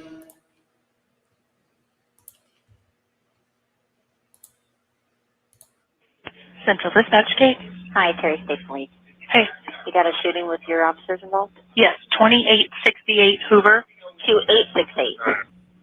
2868 Hoover. I've got 3 units going. 2868, yes. We think we don't actually know what happened. He just screenshot fired. 10-4. Somebody heard, one of the dispatchers heard the gunshot, said a female shot in the head, but we don't know if she shot herself or a deputy shot her. Or what? Yeah, okay. It came in as a prowler. She heard someone outside her house. I actually took the call. I tried to ask her further, and she hung up on me. They're now saying self-inflicted. Yeah, good question. All right, thank you. Thank you. Bye-bye. So, yeah, now, I'm going to play that one again. Did y'all hear that? Okay, so it said, Michelle is asking the question, where did the confusion come from about it being self-inflicted? Perfect timing, because so happens we were listening to that call from the scene, from another officer back to dispatch, letting them know that the young lady was shot in the head and that it was self-inflicted. And the family did tell the media in a press conference that they were initially told that she shot herself, that she killed herself. So I have how that is that what Grayson told the other officers? Did he lie to them and say her gunshot wound was self-inflicted? Very interesting. I don't know how that got started, but it was certainly reported to the family. It absolutely was. Let's listen to that one again. Central Dispatch, Kate. Hi, Terry State Police. Hey. You got a shooting with your officers involved? Yes, 2868 Hoover. 2868. 2868 Hoover. I've got 3 units going. 2868, yes. We think we don't actually know what happened. He just screenshot fired. Somebody heard, one of the dispatchers heard the gunshot, said a female shot in the head, but we don't know if she shot herself or a deputy shot her. Or what? Yeah, okay. It came in as a prowler. She heard someone outside her house. I actually took the call. I tried to ask her further, and she hung up on me. They're now saying self-inflicted. They're now saying self-inflicted. Okay. All right. Thank you. Thank you. Bye-bye. Yeah, now that's interesting. Now that one is interesting.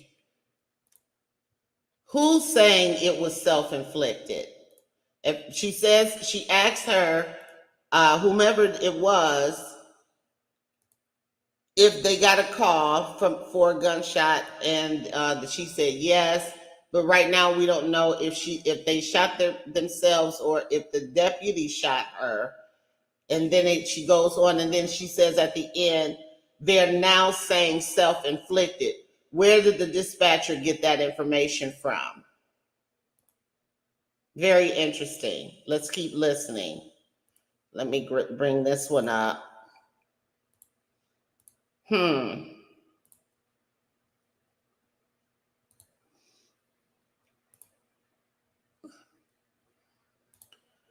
All right, let's see what this one is.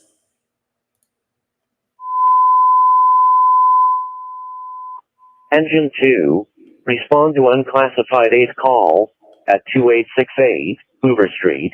Cross streets are Henry Street and Culver Avenue. Yeah, very interesting. Truck 2, respond to unclassified 8 call at 2868 Hoover Street. Exactly. Cross streets are Henry Street and Culver Avenue.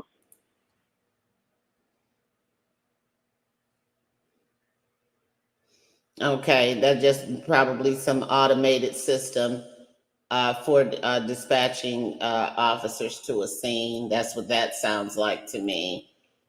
Let's keep going. Just a bunch of, we can move on from these if you guys want me to, but I want to take a listen to, because context is everything. Sometimes in the process of reporting, information gets lost, or it's not reported accurately, not on purpose, but just the context is lost.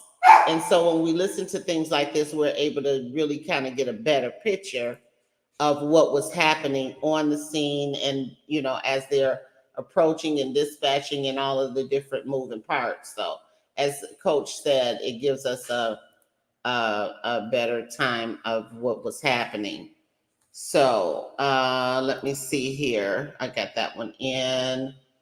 Let's see what this one is. Central Dispatch, this is Rick. Hey, what's up? Hey, we're trying to figure it out, but we think that they may actually either self-inflicted or they may have shot her. We're trying to figure that out. Okay, I just don't want the whole fucking city walking around like spectators. Thanks. So, okay, cool. I'll listen for it. Okay, I'll let you know if I hear anything. Yep. So they're trying to figure it out now. Was it self-inflicted or did the deputy shoot her? Let's listen to that one again because I was talking.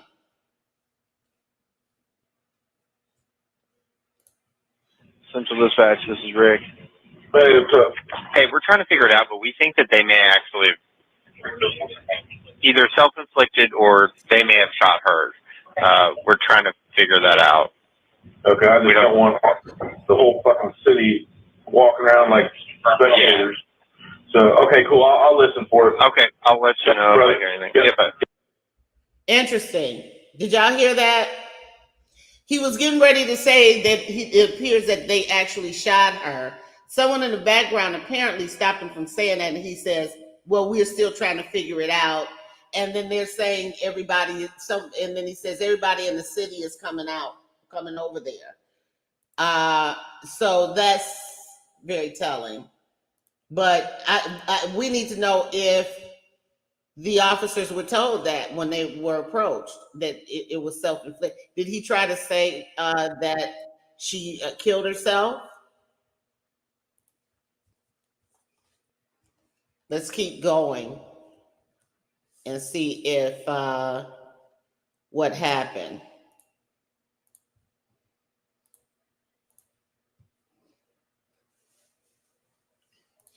All right, let me get this one in.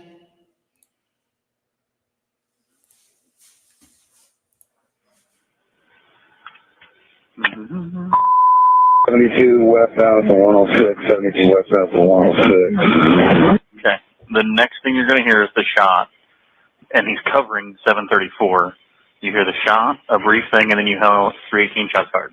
I heard the shots fired. Well, you're going to hear the shot right before it.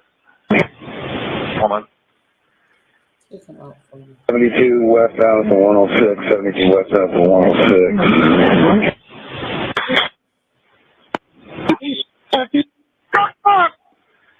That very first click was the shot, right here.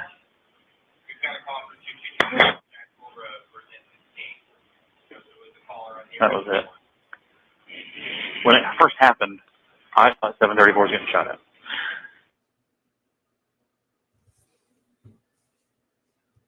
Do we need to listen to that one again? Let's listen to that one again. 72 westbound to 106, 72 westbound to 106. Okay. The next thing you're going to hear is the shot, and he's covering 734. You hear the shot, a brief thing, and then you have 318 shots fired. I heard the shots fired. Well, you're going to hear the shot right before it. Hold on. 72 westbound to 106, 72 westbound to 106.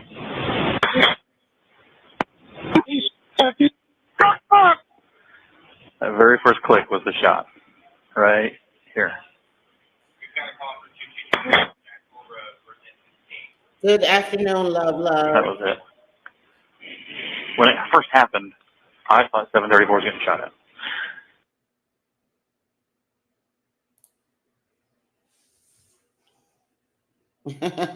All right, Cynthia, you nodded off for a second. Yeah, so they're listening to it now. They're trying to figure out what happened. I'm interested to know if Grayson told them that she shot herself. Yeah, he was saying shots fired, leaving the impression he was being shot at. Thanks, community. Yeah, good afternoon to you. Love says religious execution killing of an innocent, submissive, God-fearing woman. The officers was judge, jury, and executioner. Yeah. Wow. Yes, you nailed it off. I understand. I do the same thing. Michelle says he fired his weapon 3 times at close range, according to his partner. Well, if you look at the video, he stepped around the corner of her kitchen cabinet to get a clear shot of her. That's we saw that on video. All right, let's keep going and see what else we got here. It's still, wow, guys, it's still a bunch of them. We won't listen to all of them, but let's see what else we can hear.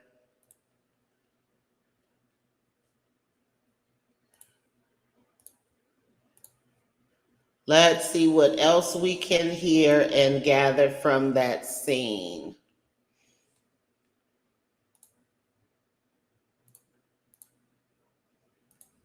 .302 on 5.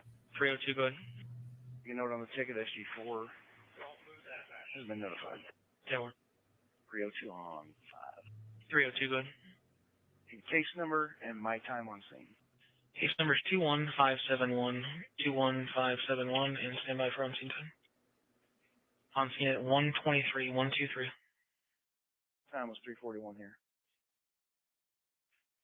125, 125. 3:02 on 5. Good. Does city have anybody working off duty at Saints? I will check. Can you have SG4 call in, please? He said yes. 3:02 on 5. Good. I know I asked. Did you guys ever get back with me to see if there was anybody working off duty at Saints? I don't see that Saints has or city has anybody, but I'll call down and find out.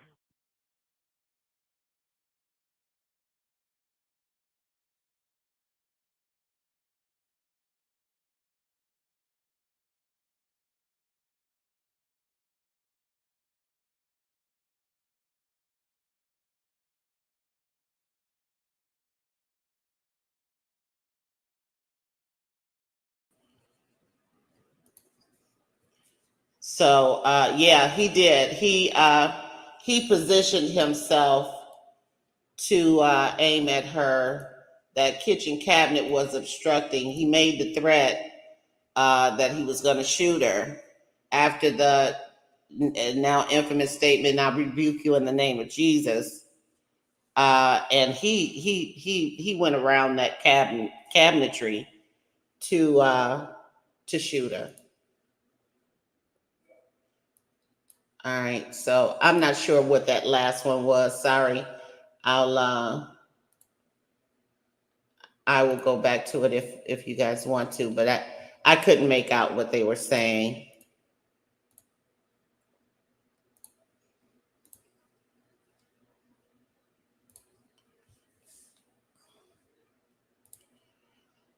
All right, so all right, let's play this one. Saints off duty. Central Dispatch. Yeah, somebody this is working Maggie. Saints off duty. Hey, it's Ace, Captain County side.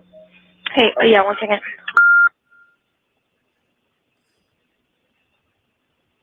I'm not sure. What's it doing? Are they?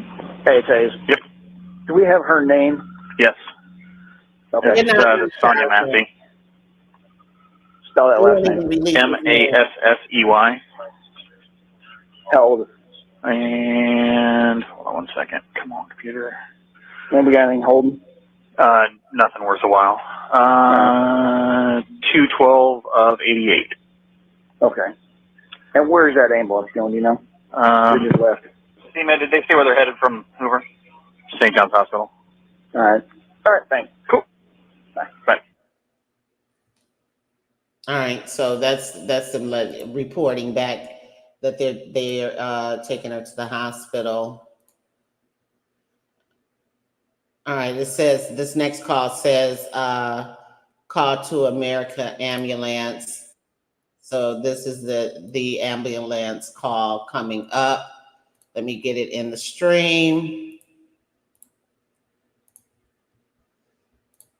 And see what happened here. This one is a minute long. So let's take a listen.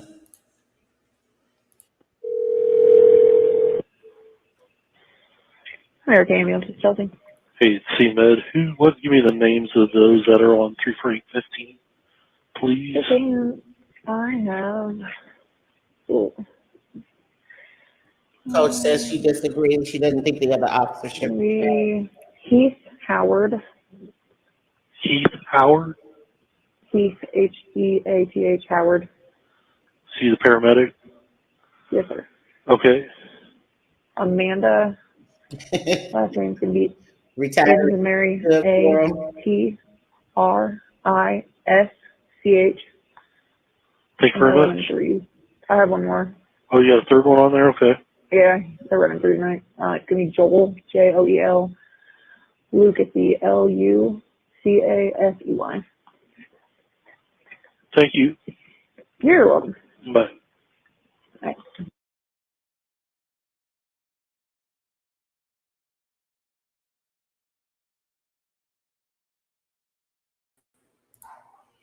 Well, okay, so I guess, I don't know. I got distracted for a second there.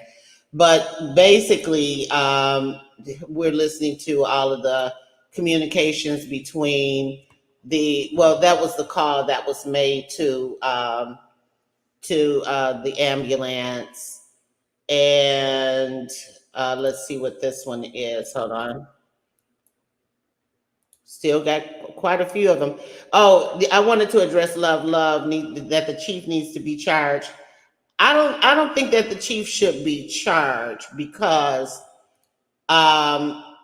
they can't very well anticipate. Now there is a such thing. Now here's the caveat. One issue is that when they send the officers through whatever appropriate trainings and so on and so forth, it's no way for a chief to quote unquote know what an officer is going to do in the field. So that's one side of it.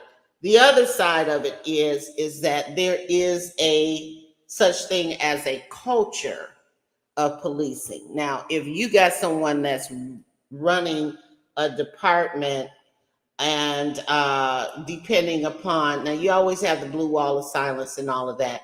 That's amongst the brotherhood of police officers, period. You can go to another state and flash a badge and, you'll get certain professional courtesies, ostensibly anyway.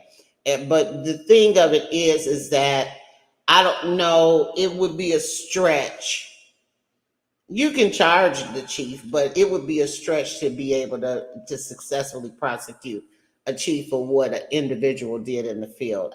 They can't be held legally responsible. However, now the public outcry for him to step down would be reasonable, and that's what happened. The family said, yeah, he gets to retire, very inconsequential. Yeah, I mean, but again, you would be hard pressed trying to get him prosecuted for something like this. Now if they start charging police chiefs for the behavior of their officers, that's a whole nother level. Michelle says the chief failed to conduct proper background checks. He was negligent, yes. And that's why they demanded that he step down. But should he be legally responsible, criminally charged? Say it that way. Should he be criminally charged for his officers' actions in the field? That's a whole nother legal argument. Love says police departments know they have rotten cops among them and do nothing about it. And for different reasons. Again, there's a such thing as a culture of policing. I get it. But sometimes they don't have they're understaffed and all of that kind of stuff. So, I mean, would it be a case-by-case basis? I was looking at something. What were we looking at earlier? And someone, one of the questions that they were responding to that from the media, someone asked if the DOJ was investigating the department, and they responded that they were not aware of a DOJ investigation. Now, when you get off into something like that, the chief of police,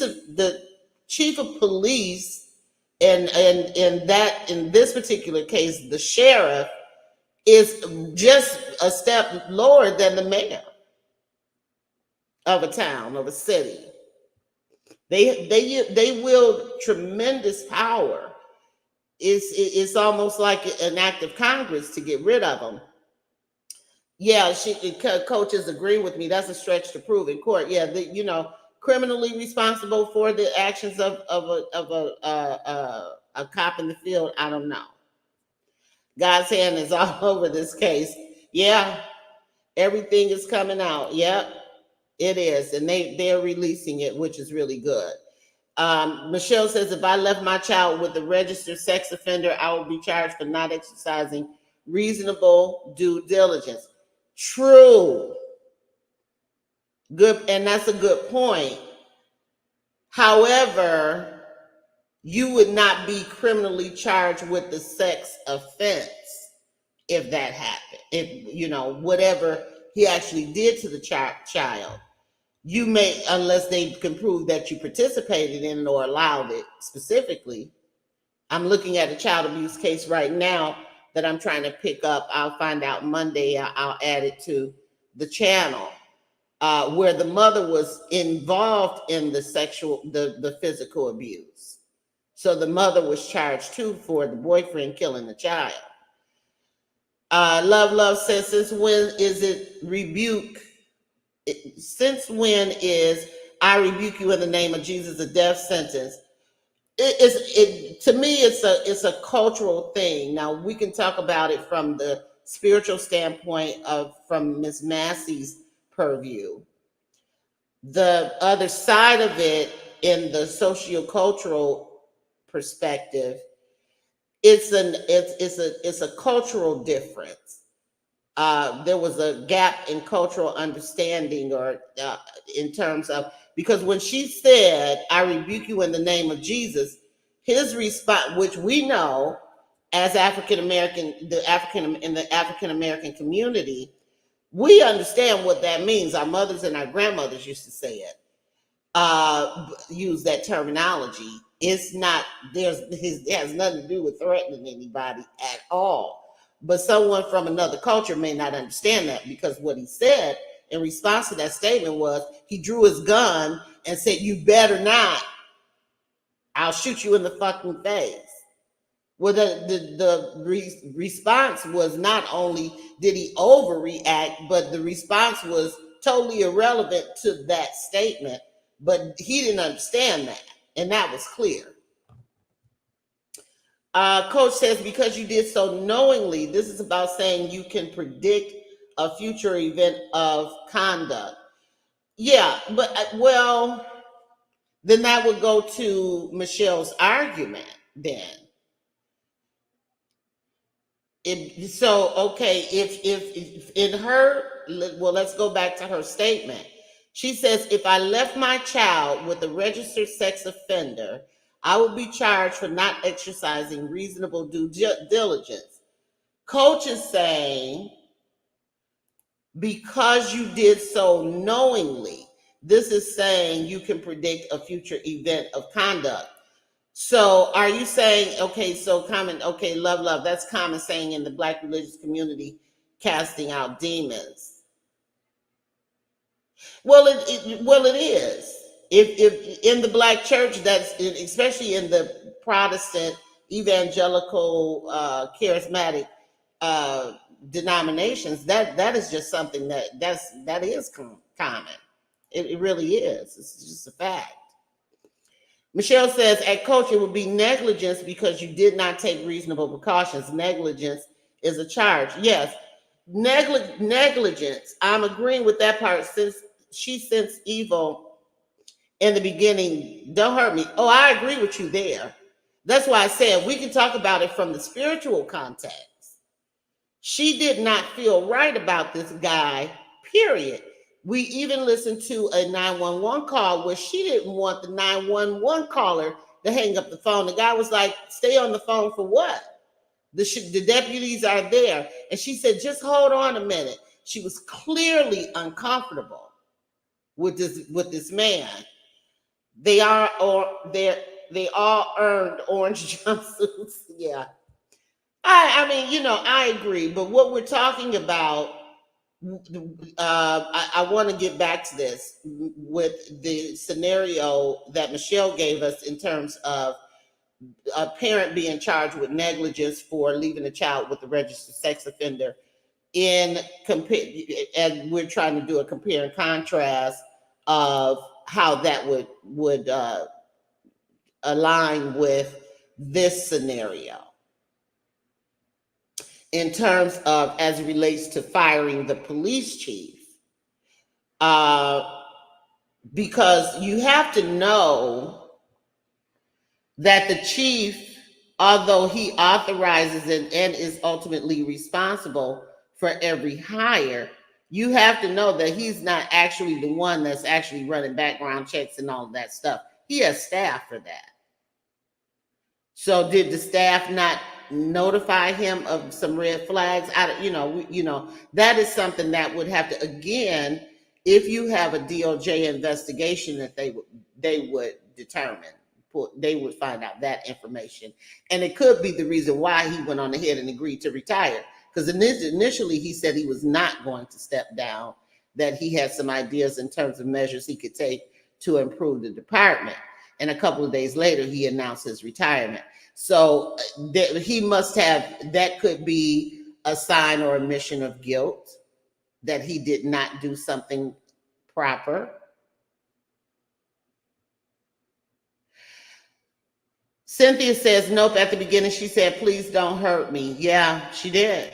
She was uncomfortable, no question about it. Spiritual discernment, whatever you want to call it, she was absolutely not comfortable. Michelle says, of course, it's not knowingly if you didn't try to find out anything about this person's background. Yeah, I mean, that goes to negligence as well. Coach says, like I said earlier, I think his eyes went black at her statement and his sociopathic behavior went full on. Yeah, he switched so quickly. It was scary. Like, even just watching it on the video, I can imagine what Sonya Massey was feeling in that room. It was unbelievable how he flipped on her. Again, makes me wonder about this premeditated murder charge. They're accusing him of planning to kill her, is essentially what they're saying with these charges. Coach says, right, it's very difficult to prove in court, and would it be reasonable for the community to pay for it? Well, again, like I said, that's what I'm saying. Sometimes when we look at things and look at cases, and I'm learning this, again, I'm not an attorney, I'm a social worker. But what I am learning in the process of covering these cases is that we a lot of times confuse moral right with legal right. Is there a legal justification for something, even though it would be morally correct? We have to look at it from the parameters of the law. And that's the issue. Love says, on the job, everyone would be held responsible from top up. Yeah. So, again, they do hold the ultimate responsibility. But if, again, is it intentional? And, it's a lot to play into that.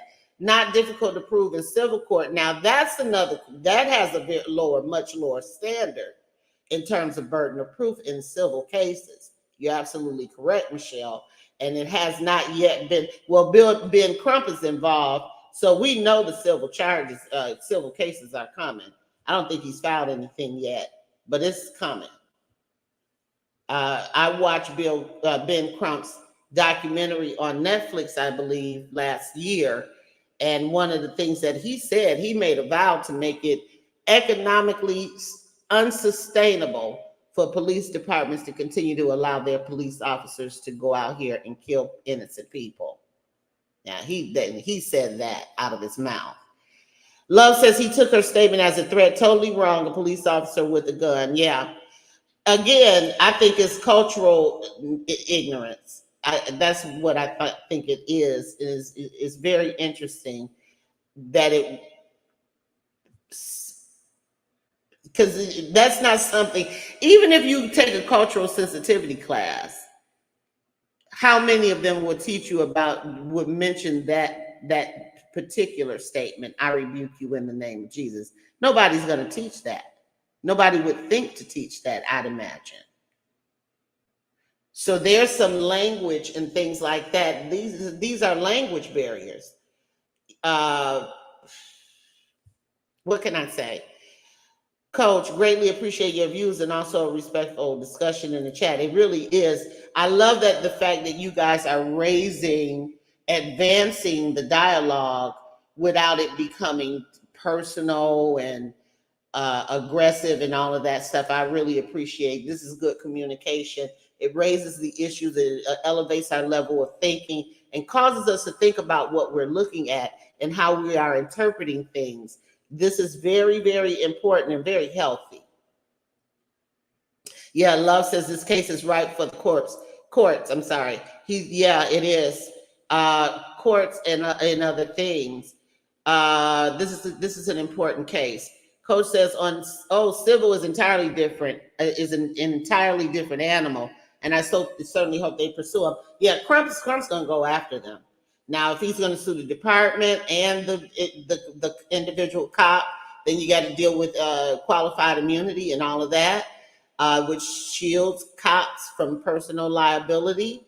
I don't know if that applies if they're actually convicted, though, because Derek Chauvin, again, as I use as an example case in the George Floyd murder, certainly was sued.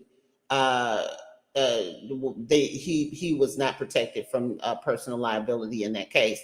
Love says, she unleashed God on them. They will be punished in this life and the after.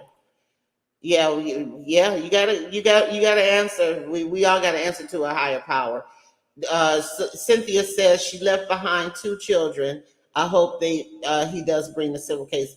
Crump is gonna sue somebody, everybody, but just wait for it. That's coming. Coach says, I understand it, but that's also because it's about the passion of understanding others' views. Right, there it goes to the cultural differences again. Liquid Mark, welcome. Good afternoon to you, Liquid Mark. Thank you for joining us. He says, if the deputy doesn't understand what rebuke means, he can't just ascribe his own meaning to it. That's true. Well, the thing of it is, again, this is why I disagree with the statement that the sheriff released in his what appears to be a press conference. He says he made a statement that we read earlier that this officer had the training experience and the tools for alternative measures. That is yet to be determined because he obviously didn't do so much as read the room. The woman there was nothing in her body language, gesture, vocal range, anything that suggested that she was any kind of threat at all, even with the pot of water in her hand, which he sent her to. He's the one that told her to go get it. Instead of saying, keeping her away from a quote unquote weapon, normally they will say, ma'am, do you mind if I turn off your stove? This pot is getting ready to boil over. We don't want to get burnt up in here, or whatever. It's not like she's going to say no. Who's going to tell the police no? Most people have a general respect for police authority. So if he says he's going to go in or he asks his partner to go and turn off the water, why would he send her to the threat, that the quote unquote threat, and then kill her for it when she was not even gesturing toward it? There's nothing in this situation that suggested that he was in harm's way at all. It's totally unjustified. I agree with the sheriff's investigation. All right, Michelle says, yes, I appreciate the thought-provoking views in the chat and from hosts. Thank you so much. You guys are really bringing it today. Michelle, appreciate you, and what is great is neither is incorrect. Right, yeah, it just depends. Some things is not a right or wrong, it's all perspectives. What does psychology say? It says perception is reality is perception. Right, exactly. All right, so Love says the officers had no idea what they would get into. The situation should have ended at the door. Absolutely. When the police did not find anything outside, right, because they had already checked, the other guy already went and checked the perimeter, it was no reason for Grayson to go in that woman's house, period. And then he'd get in there and start asking for ID as though she was the prowler. Ridiculous. Ridiculous. Ended her life and ruined his own in the process. This is what I'm talking about, bad decisions. Okay, the situation should have ended at the door. When the police did not find anything, the police just kept probing like they normally, like normally cops just could. I'm not sure what you're saying at the end there, but yeah, that call should have been could not let go. Yeah, but again, this goes back to me, the premeditated murder charge. Why did he keep pushing this situation? What was his deal? What was he looking for? Liquid Mark says the deputy can have the training, whether he has the competency and temperament to follow his training. Yeah, follow it is something else. Absolutely.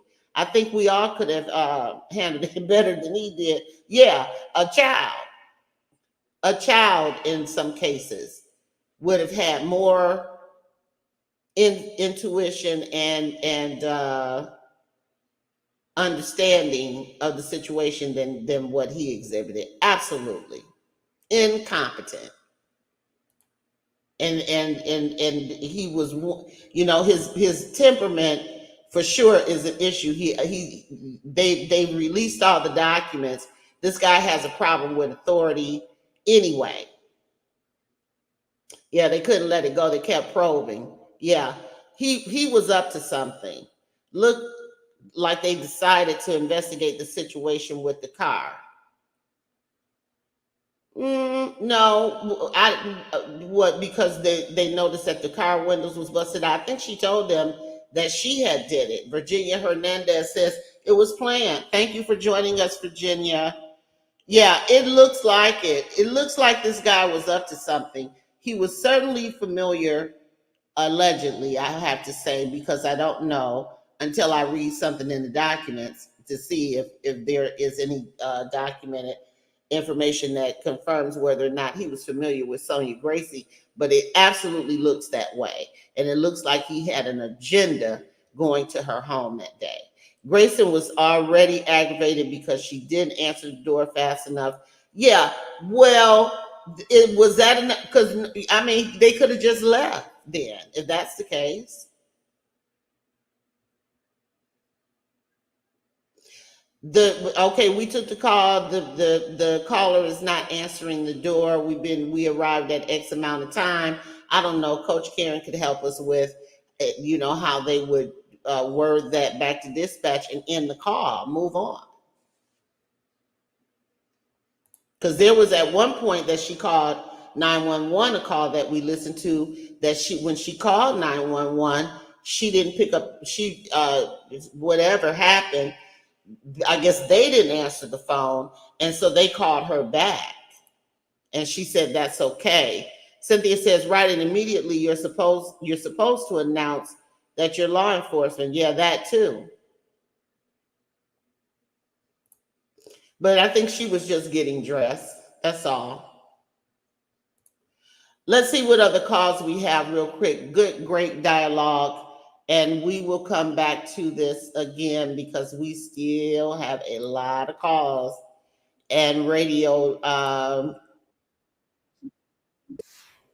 Let's see what this one is. So again, what we're listening to is all of the information that was released by the Sangamon County Sheriffs Department. It looks like they just did a file dump. And so the calls and the radio calls, the dispatch calls and all of that are in random order. So we don't know what they are until we actually listen to it. So let's see what this one is.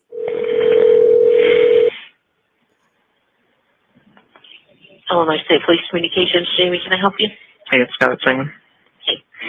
Our captain of our investigations division is requesting your Zone 4 investigations division for our Hoover call. Just 1 second.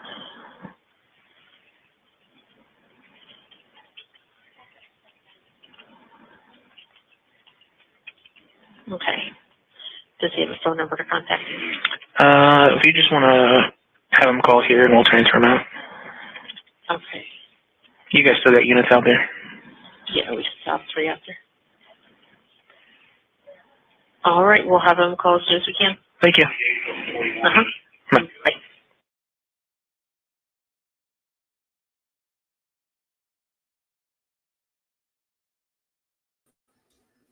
Yeah, that's true, love. She did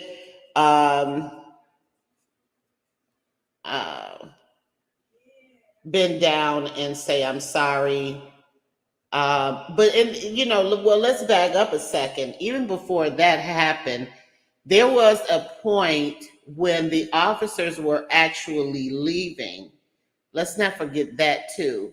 Because remember, she said something like, I love y'all for coming out and checking on me or something like that.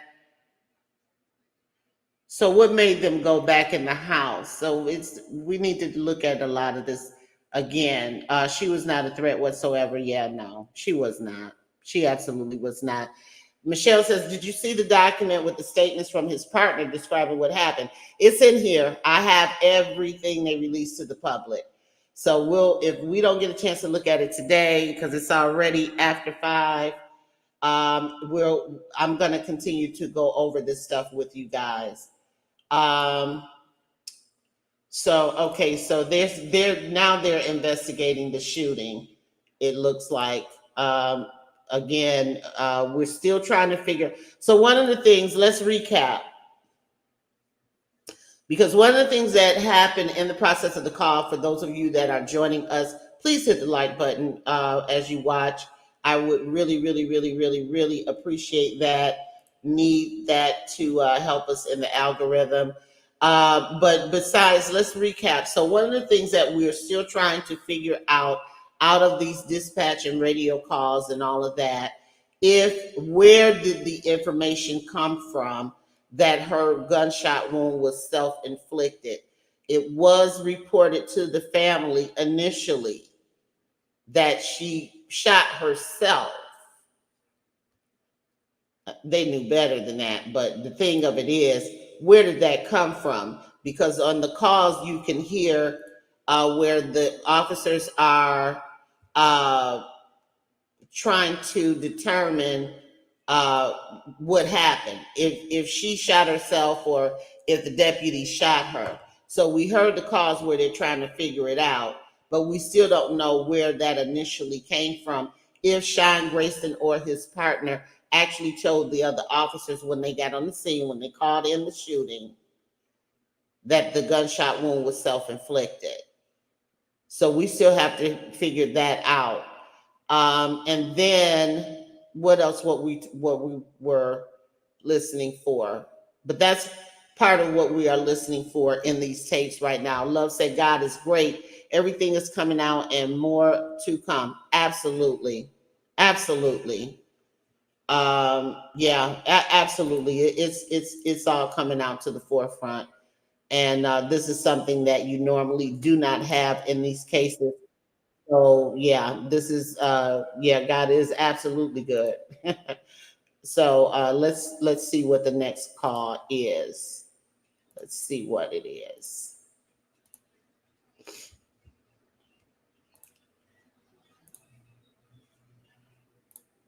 This one is 46 seconds. Central Dispatch, Matt. Hey, Matt, this is Master Sergeant Weston with ISP Zone 4. Yeah. Told to call to get transferred to whoever. Yeah, I'm not sure who I'm transferring you to. Hold on one second.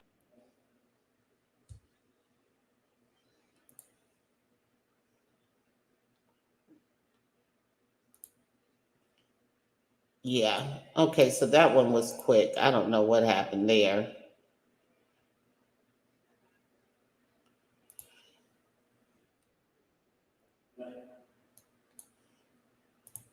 Okay, let's go over that one again, because it looks like this is the officer, the state police being contacted to come and intervene in the investigation. That's what this looks like to me. So let's see what was said. Central Dispatch, Matt. Hey, Matt, this is Master Sergeant Weston with ISP Zone 4. Yeah. Told to call to get transferred to whoever. Yeah, I'm not sure who I'm transferring you to. Hold on one second. Okay.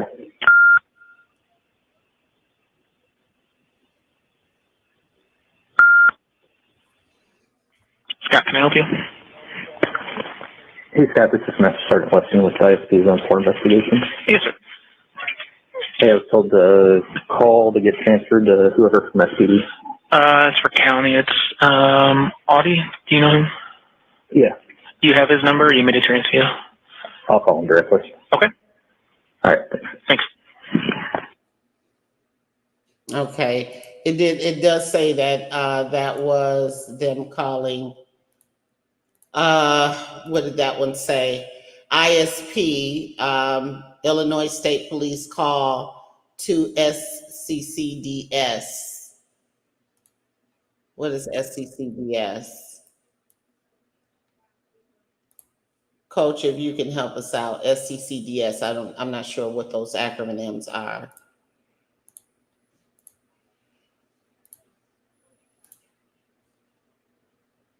All right, let's go to the next one. This is another call from State Police to whomever this SCCDS is. Central Dispatch, Scott. Hey, Scott, it's Jamie. Yeah. Just letting you know, I currently do not have any troopers out at that address in Springfield on Hoover. Okay. They had to leave for a barricaded subject in Menard County. Yeah, we got 3 going to that too. Oh, you do too? Okay. But it's Sherman and Williamsville. It's what? Sherman and Williamsville. Sherman Williamsville. Well, that's Yeah. good to know. I'll add that to our call too. And then Zone 4 is en route to that Hoover call. I don't know if You what? Zone 4 investigations is en route to that Hoover call as well. Yeah, they haven't called on and told us anything yet, but I called and I let him know, and he was going to call it immediately. So. Yeah, he called him. Okay. He just called him directly, so I don't know any further. But and then they're calling CSI out as well. Okay, cool. Okay. All right. Well, if you need something, let me know. All right. Thank you. I appreciate it. Bye.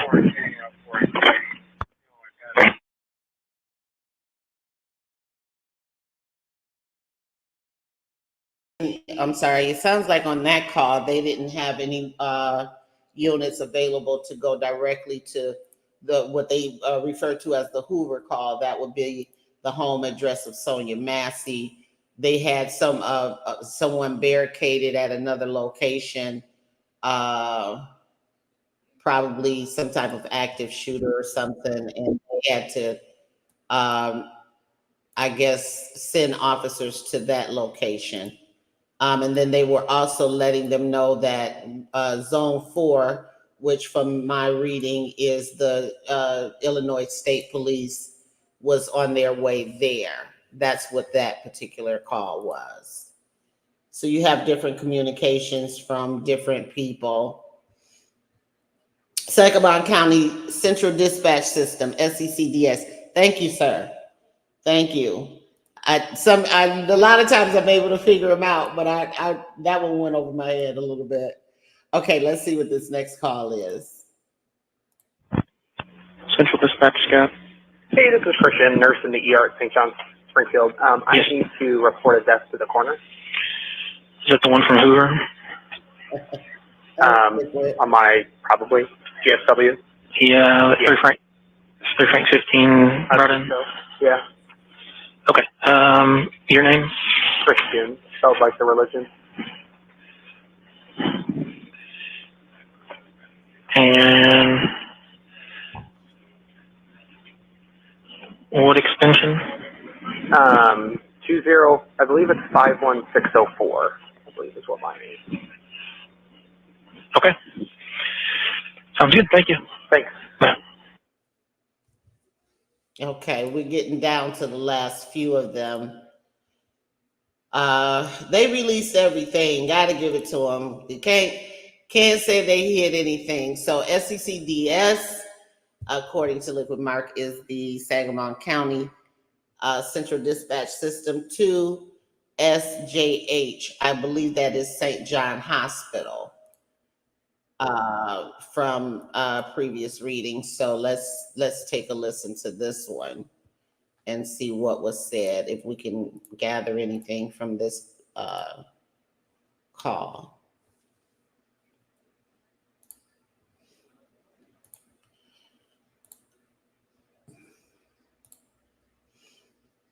All right, so here we go. St. John's emergency. Can I speak to Christian, please? Yeah. No, that's right. St. John's cares about your experience. Our goal is to deliver. St. John's cares about your experience. Our goal is to deliver the best patient experience possible. We will listen to you, keep you informed, and provide. St. John's cares about your experience.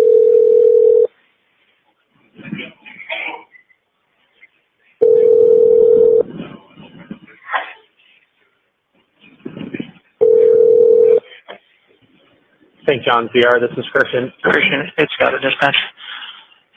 What's the time of death for that? Time of death was 0147. 0147. Thank you. Yep. Bye. Okay, so someone is writing probably from the sheriff's department. They're confirming that she is deceased, and they getting the time of death, probably for reporting purposes, I assume. Yeah, this file dump, Cynthia, is on their website as resulting from a FOIA request from the media. Okay, so let's listen to this one. It says, this call, UNK call to SCCDS. So UNK, I'm not sure what that is to dispatch, central dispatch. So let's see what this call is. Central dispatch, Scott. Yeah, hang on, Scott. Hey, did you say hang on? Yeah, hang on a second, Scott. Okay. Keep him here for now. Double check the policy. Dan Bailey was wanting to come down, but I'm going to use the FOP rep. Him and Alyssa Acker. Okay. All right. Go ahead, Scott. Hey, St. John's just called 1079. 1079. That was 0147. 0147. Okay. And they just wanted the coroner called. I don't know if you... I'll make that phone call myself. Okay. I have somebody they need to call. You mean to just call Jim and tell him, or have him call you? Have Jim call you? Yeah, have Jim call me. Okay. Thanks. Okay. I don't know who UNK is, but maybe just one of the officers that contacted Central Dispatch, and then you got a call from Central Dispatch to the coroner's office. So that's the call that we're getting ready to listen to now. 1 minute and 31 seconds on this one. So let's take a listen and see what is said.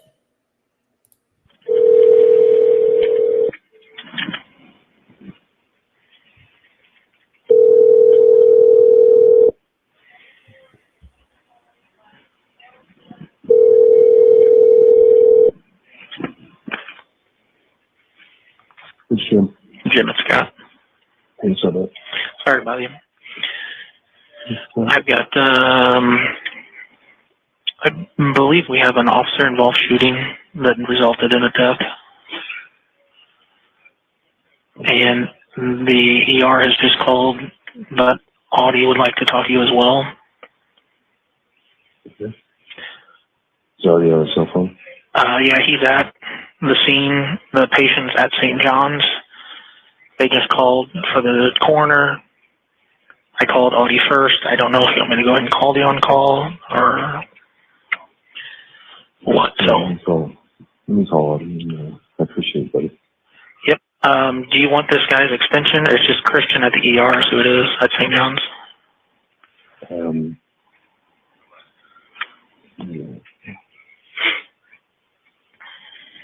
What is the extension? 2051604.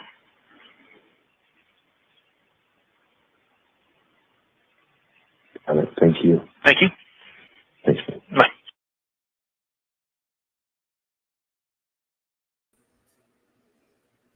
Okay, that one was, let's see, what was the description? Central Dispatch to the coroner's office. So that's what we just listened to. And this is the last one from Central Dispatch. Hold on, let me get it in the stream. Well, this one is the last one from this section. There's many more calls, as you can imagine.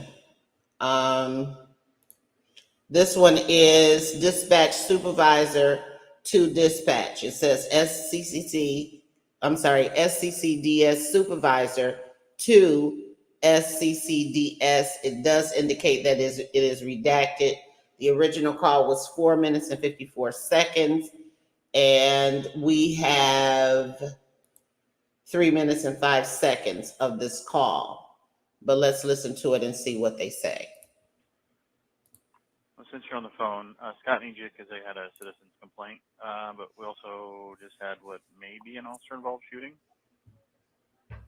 Yeah, that is disgusting. Okay. Yeah. We don't have any info, and nobody will tell us, which is really fun. Yeah, that's glorious. Yeah, but they, oh, it looks like Matt. The guy was demanding to speak to a supervisor, and so they got him out to Matt. Well, that's fucking awful. I mean, not you guys, but yeah, my phone didn't go off at all. Well, damn it. So my absolute deepest apologies. I don't know what the fuck's going on. But anyway. Well, Scott says he's going to punch you in the nose. That's well deserved. I will sit here and take it. I feel I'm horrified. I'm sorry. That's fine. But we had lady call in, said your noise is up. God damn it. Come on, Eddie. Okay, could any other people talk all at once? Anyway, we had two guys go out to Hoover, 2800 block of Hoover, for a female said that there was somebody scratching on the outside of her house. She hung up on us mid-questioning. They got out there, got no response. I called her back, no answer on the phone. And then I called her back again because they were running a 28, like trying to make contact with her. She called in from a second phone, but didn't say anything. So I called her back on the original one again. She answered, and then she said the deputies were standing right there. They asked me to hang up, so I hung up. And then a couple minutes went by. Somebody was calling out a traffic stop in the middle of a traffic stop. You heard a gunshot, and they were screaming 1078. Everybody obviously hauled ass over there.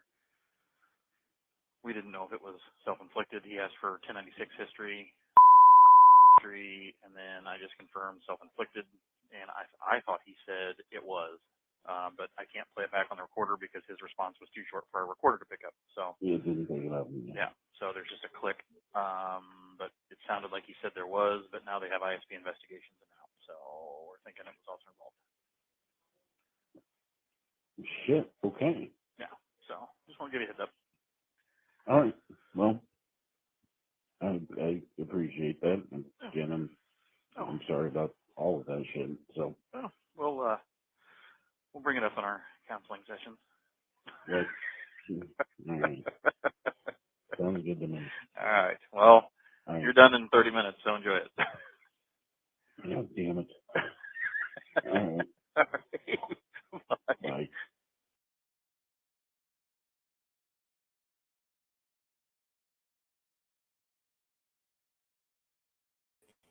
Interesting.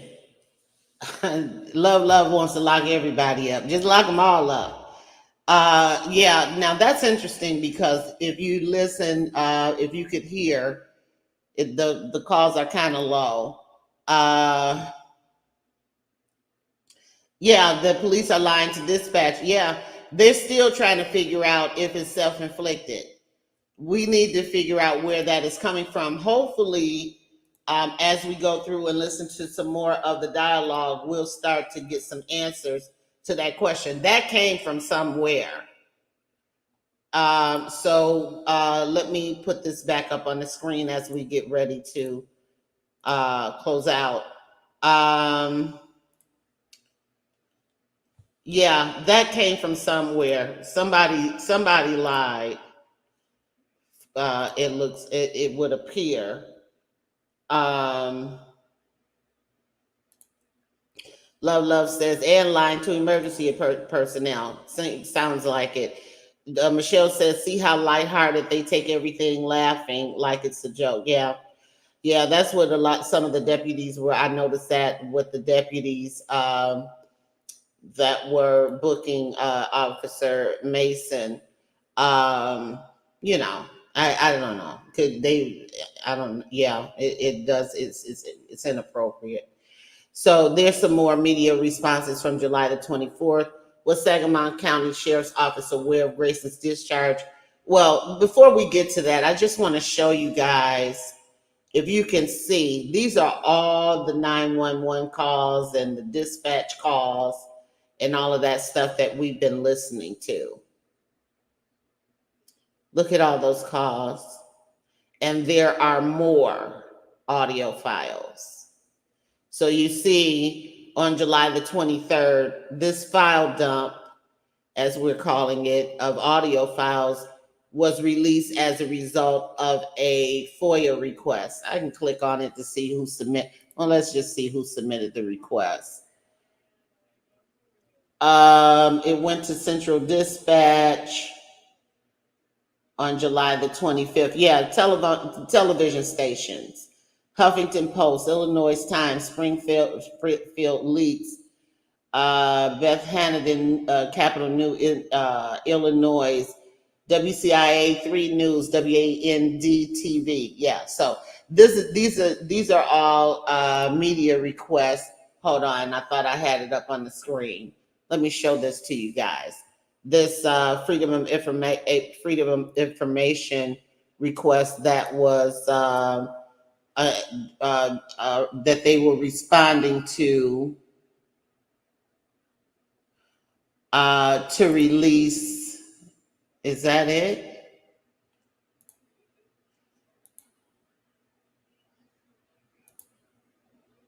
Let's see.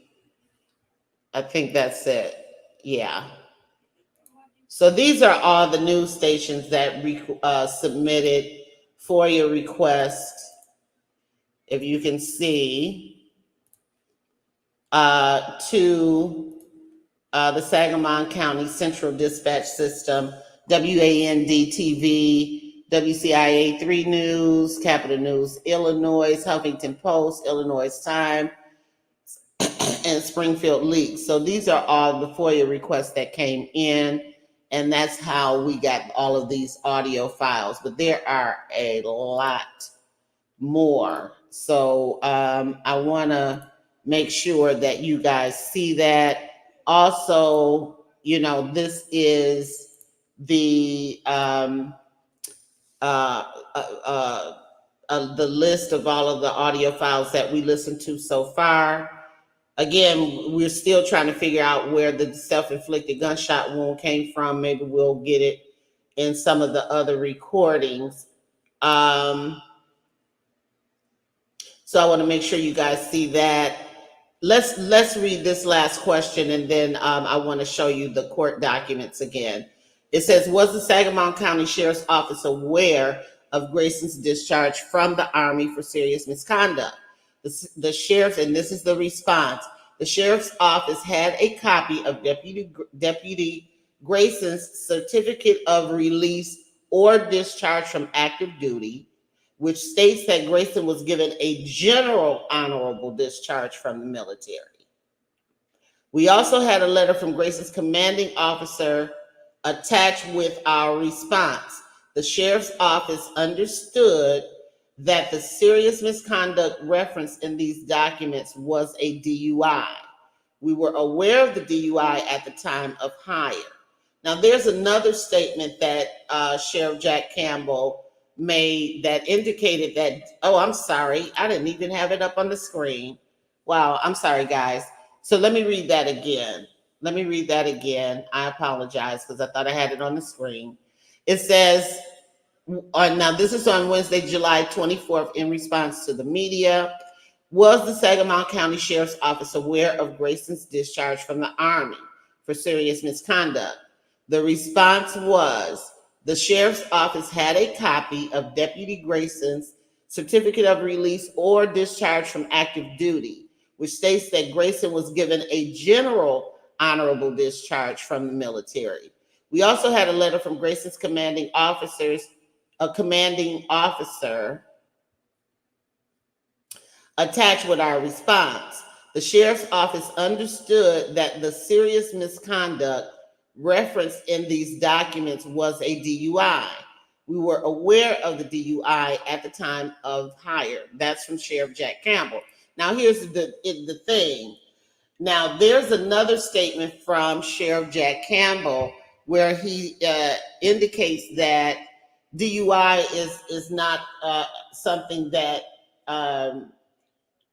would cause him not to be hired or something to that effect. I have to find that again. What does Love said? This is so much of a cover-up, but God is great. They will be punished, okay, in this life and after. God's hand is all over this case. Coach says, curious what was redacted from these calls. Yeah, of course. Love says police departments do have a police database the public is not allowed to access. I don't know if they have one, because the only reason why I say that, Love, is because part of the George Floyd Justice and Policing Act, which never got passed, it was squashed in the Senate by Tim Scott and some others. The House passed it twice, both the original and revised versions of it. One of the things was that was going to be implemented was the police database. So I'm not sure if they actually have one that they can track officers. I don't think that they do. Coach says, for some reason, I believe there's some missing pieces to that. Yeah, of course it is. All police departments are on notice now, hiring practice because of Massey's case. God is great. Yeah, that's true. That's the good thing. Yes, it's been on the news. Okay.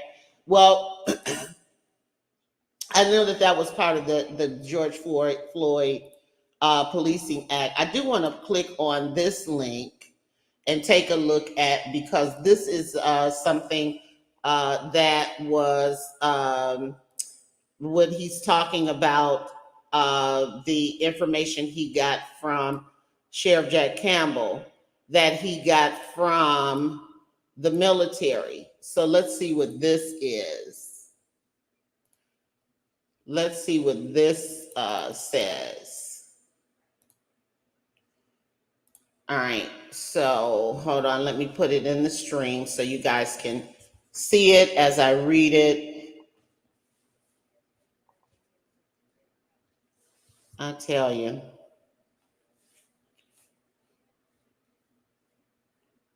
All right, so let's see what this says. Now, this is in reference to I think this may be what the sheriff received regarding his discharge from the military.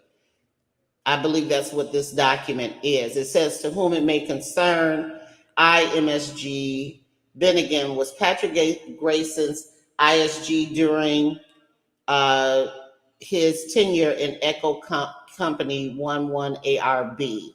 During that time, Mr. Grayson was a hard worker who did what was asked of him by his leadership. Interesting. Mr. Grayson always helped his fellow soldiers out during their tasks, no matter what issues arose. He continued to be a team player. Aside from Mr. Grayson's DUI, there were no other issues that he had during his tenure in the Army. So he was in the Army branch of the military. Okay, so it says, if he can join the Navy, I have no doubt that he will be a great asset and work very hard to be the best. If there's any way he could get this opportunity, I believe he will benefit greatly and use it well. And this is from someone, his sergeant or someone in the military. So that's interesting, because then that would clear Sheriff Jack Campbell in terms of his information gathering for his hire into the Sangamon County Sheriff's Department. Michelle says another thing in the Justice and Policing Act would prevent cops from moving from department to department with disciplinary issues. Exactly. That's what the database was supposed to be about. That was the whole point of it. And that bill didn't get passed. But Love is saying that they do have one and it's been on the news. So I don't know. I have to verify that. Coach says, love, there's more to it than something like this. It's very political, especially in the sheriff's department as it's an elected position. Again, like I said, these sheriffs and chief of police and all of that stuff, they're one step lower than the mayor. They're very powerful. And these police unions are extremely powerful. Now, they filed a grievance on the behalf of Officer Grayson in the wake of this Sonya Massey murder. They since retracted it, probably based on the criminal investigation. But these unions and police chiefs and all of that stuff, oh, it's absolutely very powerful. And then you got to look at prosecutors, because there are situations, in some situations, prosecutors can be more powerful than a judge. It's very political. Coach is absolutely correct. Michelle Monroe, I believe I'm pronouncing your name correctly. Thank you. Or Michael, I'm sorry. My apologies, sir. Thank you for joining us this afternoon. Is there anything else we can do for you? For whom? Who are you talking to? Denise Counts, thank you for joining us. No one is helping Grayson. He really screwed up this time. Yeah, they're all bagging away from him at this point. Coach says it's not just the mayor, but the state attorney general's office. Oh yeah, it's a lot. Hi everyone. Hi Denise. Thank you so much, guys, for joining us. Please hit the thumbs up for me. I would greatly appreciate it. Michael Monroe, why would we hurt you? You called for us. I don't understand what you're talking about, Mr. Monroe. Are you an officer? You're a police officer? And that certainly would be a moot point in this case. Sonya Massey called for help and got killed. So I don't understand your comment. Michelle says the governor put pressure on the chief to step down. Yeah, he did. Yeah, I saw that. He absolutely did. Same thing happened in the Tyree Nichols case with the police chief out there in Atlanta. The governor who brought her in initially supported her and then turned. So, yeah, I did see that. So we'll take a look at some more of these documents. I will probably go live again tomorrow, time permitting. Okay, so here's a question here as it relates to the DUI. Well, let's look at one more because I want to show you guys the court documents again. Friday, July the 26th, was the Sangamon County Sheriff's Office ever confused about whether the incident was self-inflicted or not? Okay, this is our question. Here's the answer. The Sangamon County Sheriff's Office was not confused about whether the incident was self-inflicted. We are aware that the phrase self-inflicted was used by radio dispatchers. Hold on. I'm sorry. Forgive me. I thought I had it in the stream. Let's look at this because this answers our question or tells us how they are answering regarding this self-inflicted wound that was being spun around and reported to the family for that matter. Let's take a look at this. On Friday, July the 26th, someone from the media, this is a media response, asked, was the Sangamon County Sheriff's Office ever confused about whether the incident was self-inflicted or not? The answer was, the Sangamon County Sheriff's Office was not confused about whether the incident was self-inflicted. We are aware that the phrase self-inflicted, quote unquote, self-inflicted, was used by radio dispatchers. That's not true. And others at certain times. It wasn't just radio dispatchers saying that. It was officers calling into dispatch. We listened to the calls saying that they were trying to figure out, they wasn't sure, and back and forth. So that's not true. Okay, it says those on the scene knew the cause of death, and former Deputy Grayson clearly stated at least twice in the body cam video that he was the shooter. Now he may have done that. We'll hear his body cam information on the next live. So, but those on the scene knew the cause of death. That's not true. If you guys remember, we were listening to an officer talking to dispatch saying, it appears that it was self-inflicted, and then he took it back and he said, well, we're still trying to figure it out. That was an officer on the scene. Okay, I'm just trying to see what you guys are saying. Okay, it looks like, let me see.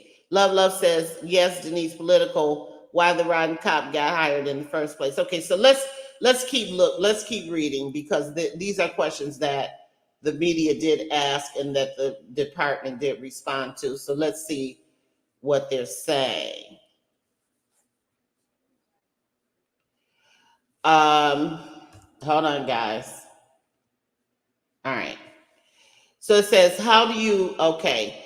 So again, what was the department or sheriff's office ever confused about whether the incident was self-inflicted? The sheriff's officer said they were not confused. They are aware that the quote-unquote phrase self-inflicted was used by radio dispatchers. We know that that's not true, entirely true, and others at certain times. Those on the scene knew the cause of death, and former Deputy Grayson clearly stated at least twice in the body cam video that he was the shooter. So it says, so the media asks, how do you address claims made by the family that calling the incident self-inflicted was an attempt to cover up the shooting of Sonya Massey? And so they answer, the sheriff's office has not referred to the incident as being self-inflicted. So they're denying that they told the family that. That's a denial. It says, while we are aware that the phrase quote unquote self-inflicted was used, we understood it to be a question by dispatchers initially. No cover-up has occurred. The sheriff's office contacted the Illinois State Police and requested that they initiate and take over the investigation of the incident even before Ms. Massey was reported to have died. According to our records, this was requested at 1:42 a.m. on July the 6th. The sheriff's office shared all information requested by Illinois State Police. So it doesn't appear that they, and we looked at the other documents where it gave us the timeline. In terms of the arrival of the officers and the sheriff on the scene of the Sonya Massey murder, and him calling in the state police to take over the investigation right away. So that sounds truthful. Okay, it says the answer further states, the immediate action of the sheriff's office in turning this case over to the Illinois State Police reflects our commitment to transparency and accountability. The Sangamon County Sheriff's Office is calling on the Illinois State Police to investigate the claims surrounding the scanner audio that incorrectly suggested a self-inflicted cause of death. We owe it to the community and to Ms. Massey's family to ensure complete transparency. So as we go along, because remember now, when we looked at the documents at the beginning, it says that the investigation was complete. So we'll wait until we get through some more of the documentation to determine, because they said that they asked that the state police were asked specifically to investigate the claims around surrounding the scanner audio that incorrectly suggested a self-inflicted cause of death. So I'm sure we'll see an answer to that as we go along. Okay, so the next question is, when was the family told that Sonya Massey was killed by a deputy? The answer is, we do not know. And I'm assuming that this is Sheriff Jack Campbell speaking. We do not know when the family was told that Sonya Massey was killed by a deputy, As noted above, the sheriff's office requested that ISP initiate and handle an independent investigation at 1:42 a.m., which is before we were advised that Ms. Massey had passed. Because remember, the officer contacted the hospital. We listened to the audio to confirm her time of death. And then it says, per standard protocol, ISP would take over all aspects of the investigation, including identifying family and providing them with all information they felt should be shared at the time. The sheriff's office was not involved in the ISP investigation. So they're disassociating themselves. They said, we turned it over for an independent investigation. We stepped out of it and turned over all the information. So that's what they are saying. Here's the next question. When will Grayson's application personnel file and prior complaints be released? Answer, Grayson's personnel file has been requested under FOIA, Freedom of Information Act. We will post all documents released pursuant to that request soon. So of course that has already been done. We have the documents here. When did Sheriff Jack, or next question, why did Sheriff Jack Campbell hire a person with two DUIs? And it says, make sure, yeah, okay. I have to make sure that I'm still on the screen because I want to make sure that you guys are seeing this. Okay, it says, through our current hiring process, and this is maybe what I was talking about earlier, Grayson's application was reviewed and sent to a merit commission for review and certification. The merit commission certified Grayson for hire. He was also interviewed by more than one person. The Illinois Law Enforcement Training and Standards Board reviewed the information, which included the DUI convictions. ILETSB certified Grayson for hire and advised that he had been certified several times in the past despite his history of DUIs. Grayson passed the drug test, criminal background check, and psychological evaluation. And you'll see when we look through his personnel file that the letter of offer of employment instructs him to contact a specific office for a psych eval. You'll see that in the documentation when we pull that up. And graduated from a 16-week training academy before serving as a Sangamon County deputy. So we're going to stop there, but I want to say this about the training as well. One of the issues with policing is the low standards, low educational standards. A lot of times, these officers are high school graduates. You know, at one point, I think they were hiring people with GEDs. If I'm not mistaken, they still do. I want to catch up on some of you guys' response conversation here.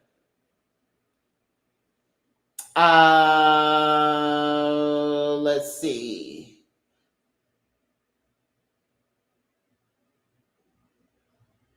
Political. Okay. Hi, love.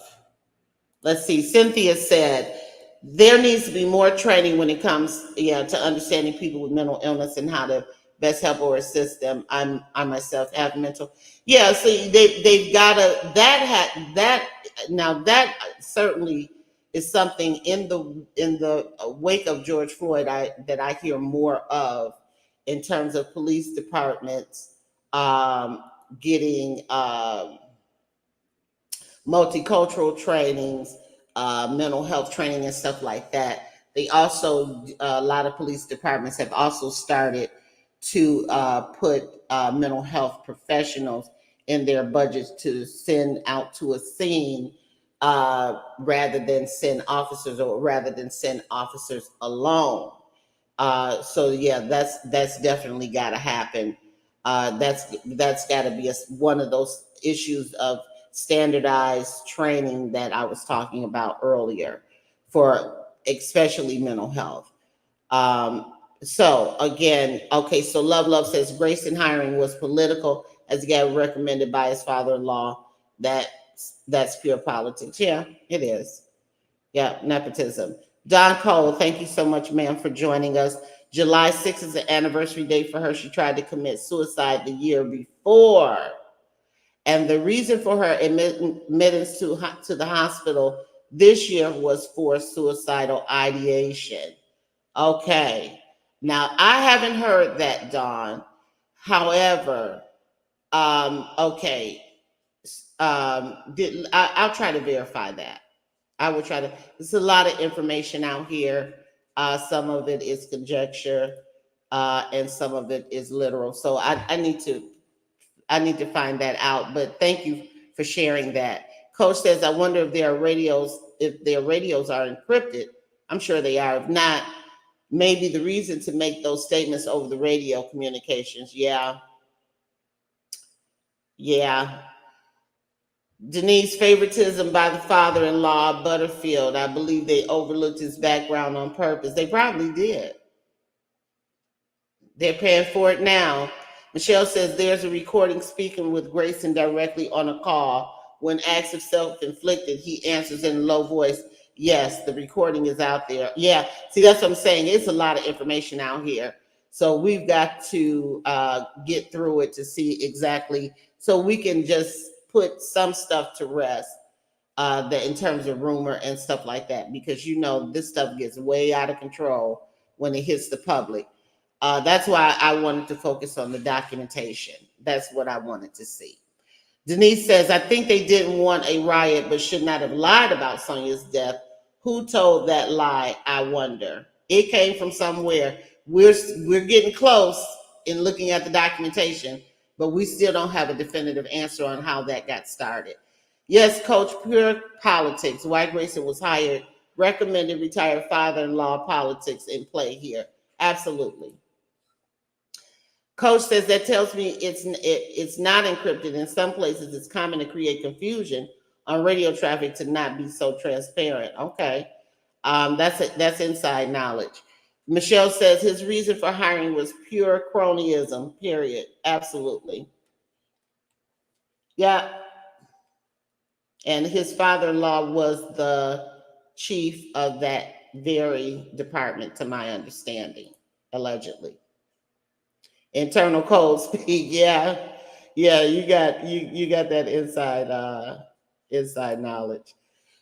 God is great. Everything will be released. Yes, amen. Love. Yeah, it's all being released for sure.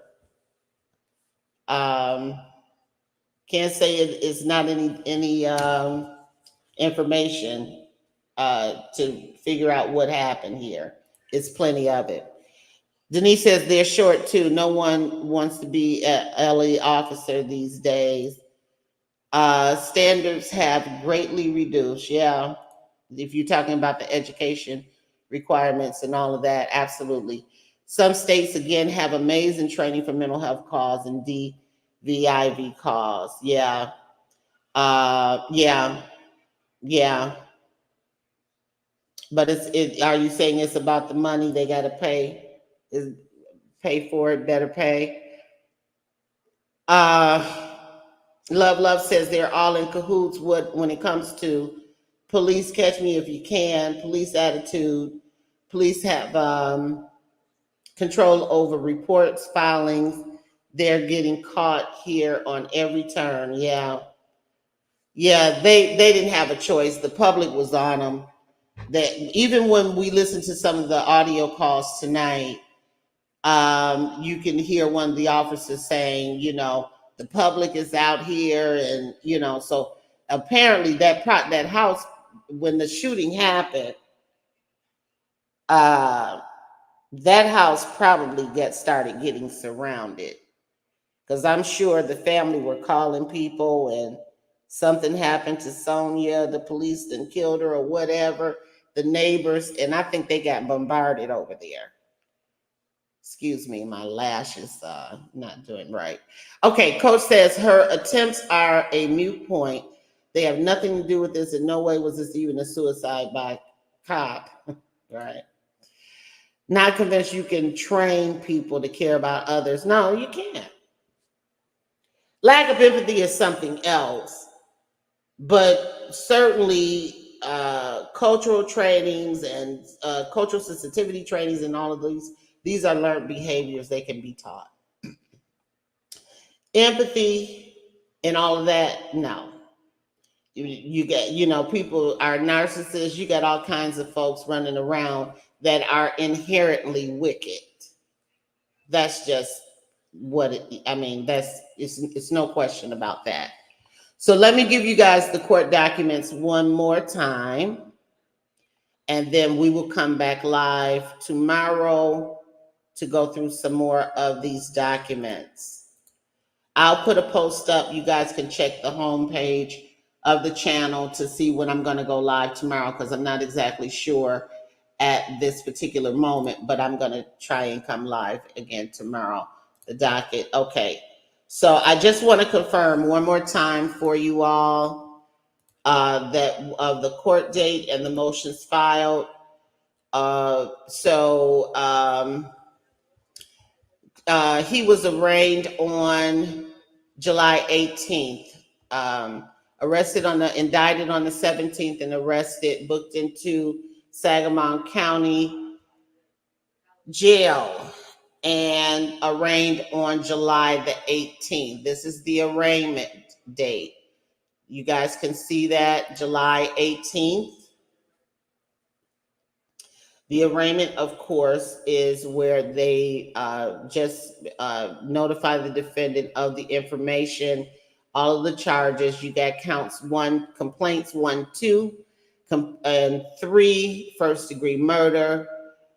Complaint 4, aggravated battery with a firearm. And complaint 5, official misconduct. So this is just giving the information in terms of the arraignment hearing, who was present. They have to do that for the record, who's there for the people or the prosecution, and who's there to represent for the defense. If the defendant was actually present in the courtroom, which it appears he was, because of course he is in fact in custody with the Sheriff County Jail. And I believe they moved him to another county, though, in terms of where they're housing him at. I believe. I heard that on another channel. And so this attorney, folks, was representing him. And the defense requested, if you can see there, that they were trying to get a pretrial release. The prosecution argued against it based on the seriousness of the charges. The judge agreed with the prosecution and denied the pretrial release. If you see here, it says People's Verified petition to deny pretrial release is granted. The judge would not release him, would not give him a bond. He deemed him a threat to the community. So, call set for trial call on 8/26 at 9 a.m. Can you guys see that? Let me put it at the top so you can see. Call set for trial call on 8/26 at 9 a.m. Defendant is advised of trial in absentia. Calls continued. Defendant remanded to the custody of the Sangamon County Sheriff while awaiting trial. So, again, you see it listed here. Judge name is Cadigan, reporter, ME clerk, PD, and the prosecutor is Rogers. The ASA is Rogers, last name. Trial call on August 26, 2024 at 9 a.m. in courtroom 7C. Pretrial detention order signed. That means the judge did not release him.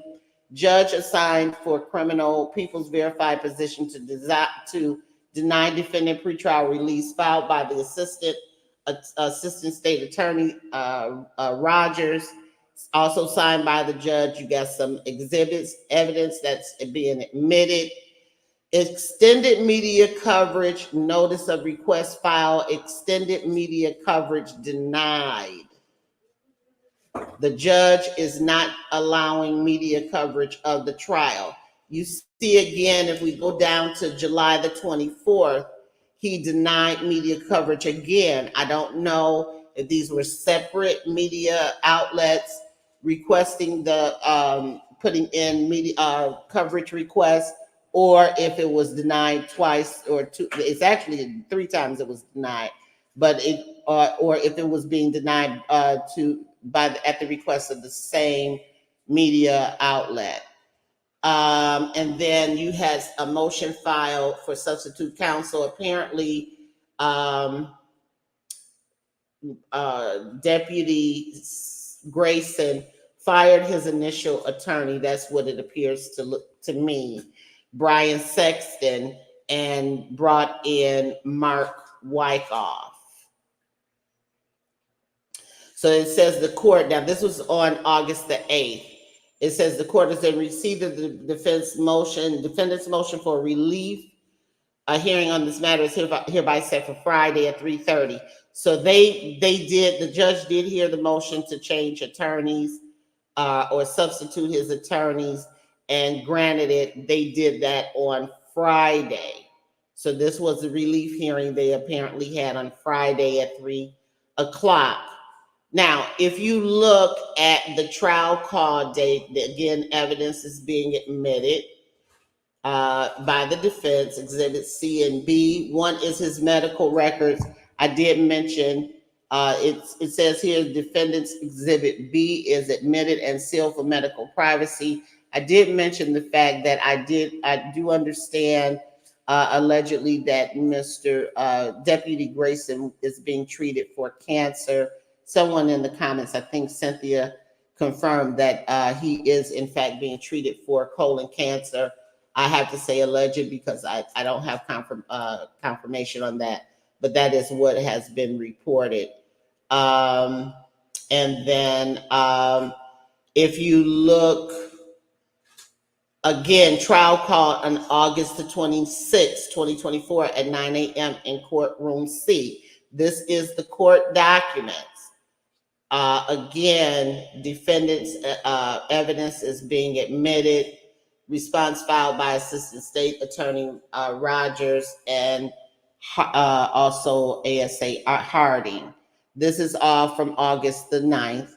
So the trial call, even though they had to hear motions, the trial is still set for in place for August the 26th. But we will not see it. Let me see what you guys are saying.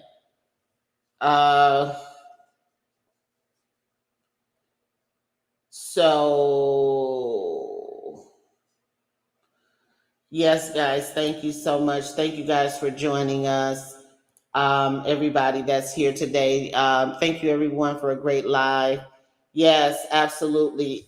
Cynthia and Coach, I'm gonna add you guys as moderators as soon as I get off the live.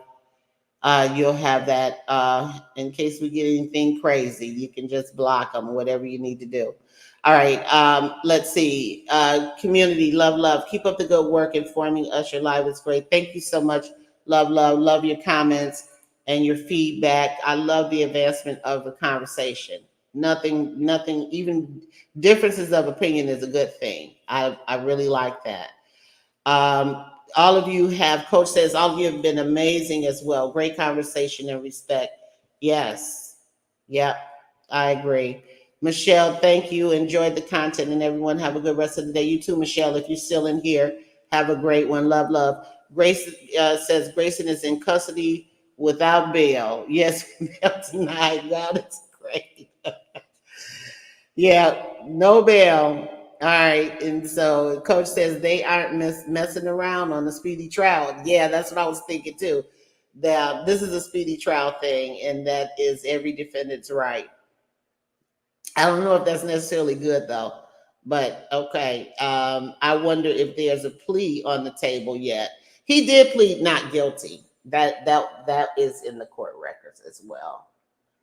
Love says, I like your real-time reviews. Actually read direct information. Yes, I did. I've been listening to a lot of the reports and things like that, and I wanted to go through the information and see what's there, because context is everything. Sometimes we can say things in a certain way and completely take it out of context, and it's all, and that's how misinformation gets started. What incentive? Michelle says, what incentive for state to offer a plea? Now, again, I'm a social worker, so I'm not a lawyer. I don't see them offering a plea. Now, there's one officer or former officer or something who's doing interviews on some of the bigger podcasts that's indicating that the prosecution is going to have a hard time meeting the burden of proof on first-degree murder charges, and he wished that they had given him a lesser charge that would be more appropriate and provable, like a second-degree or manslaughter. But in this case, with the video and all of that, unless he got some really good attorneys that can put a spin on this video evidence, I don't see them making a offer for a deal. But that's to my untrained eye as well. Love says he will be going through a lot of attorneys. God, that's great. She loves it. Love loves that he's having a hard time. Cynthia says yes. Coach says state would generally write up a plea and present to the family. Okay. If agreed, it will be presented to the defendant. If not, then trial or possibility of a different deal. Okay. Thanks. Yeah. See, I don't know how that works, but yeah, I don't see why they would offer him a deal. But I mean, unless, again, he's got some good attorneys and they get in the course of the trial and it starts looking like they're going to lose, then maybe, I don't know. I don't know. That's why I said I really hate that this judge is denying media coverage, because it really gives the public a chance to really see justice in operation, and that's unfortunate. That's unfortunate, and then we can start to understand, jurisprudence and how it works, how it fleshes out. Again, sometimes we have opinions about our moral standings, but they're not necessarily relevant from the legal standpoint. So that's important. The public needs to learn how to distinguish between what is legally relevant and what is just moral, moral thought, moral values. All right, Love says that's not going to help him being treated for cancer, medical personnel in jail. Yeah, that's true. I don't know. Yeah, I don't know why his medical is relevant either. I think you're absolutely right, Love. Cynthia says, I'm honored to be with Karen and you. I am honored to have you always, Cynthia. You've been great from day one. The video will never go away. No, it's everywhere now. Coach says please can be used simply as a strategy too. Yep, I agree. The first may not mean meet the burden. Yeah, more likely second. Yeah, that's what this other officer is saying. He said that they're gonna be hard pressed trying to meet that standard of proof. Yeah, I got you. Okay, so that's it. It's after 6 o'clock, so I'm gonna be live again tomorrow.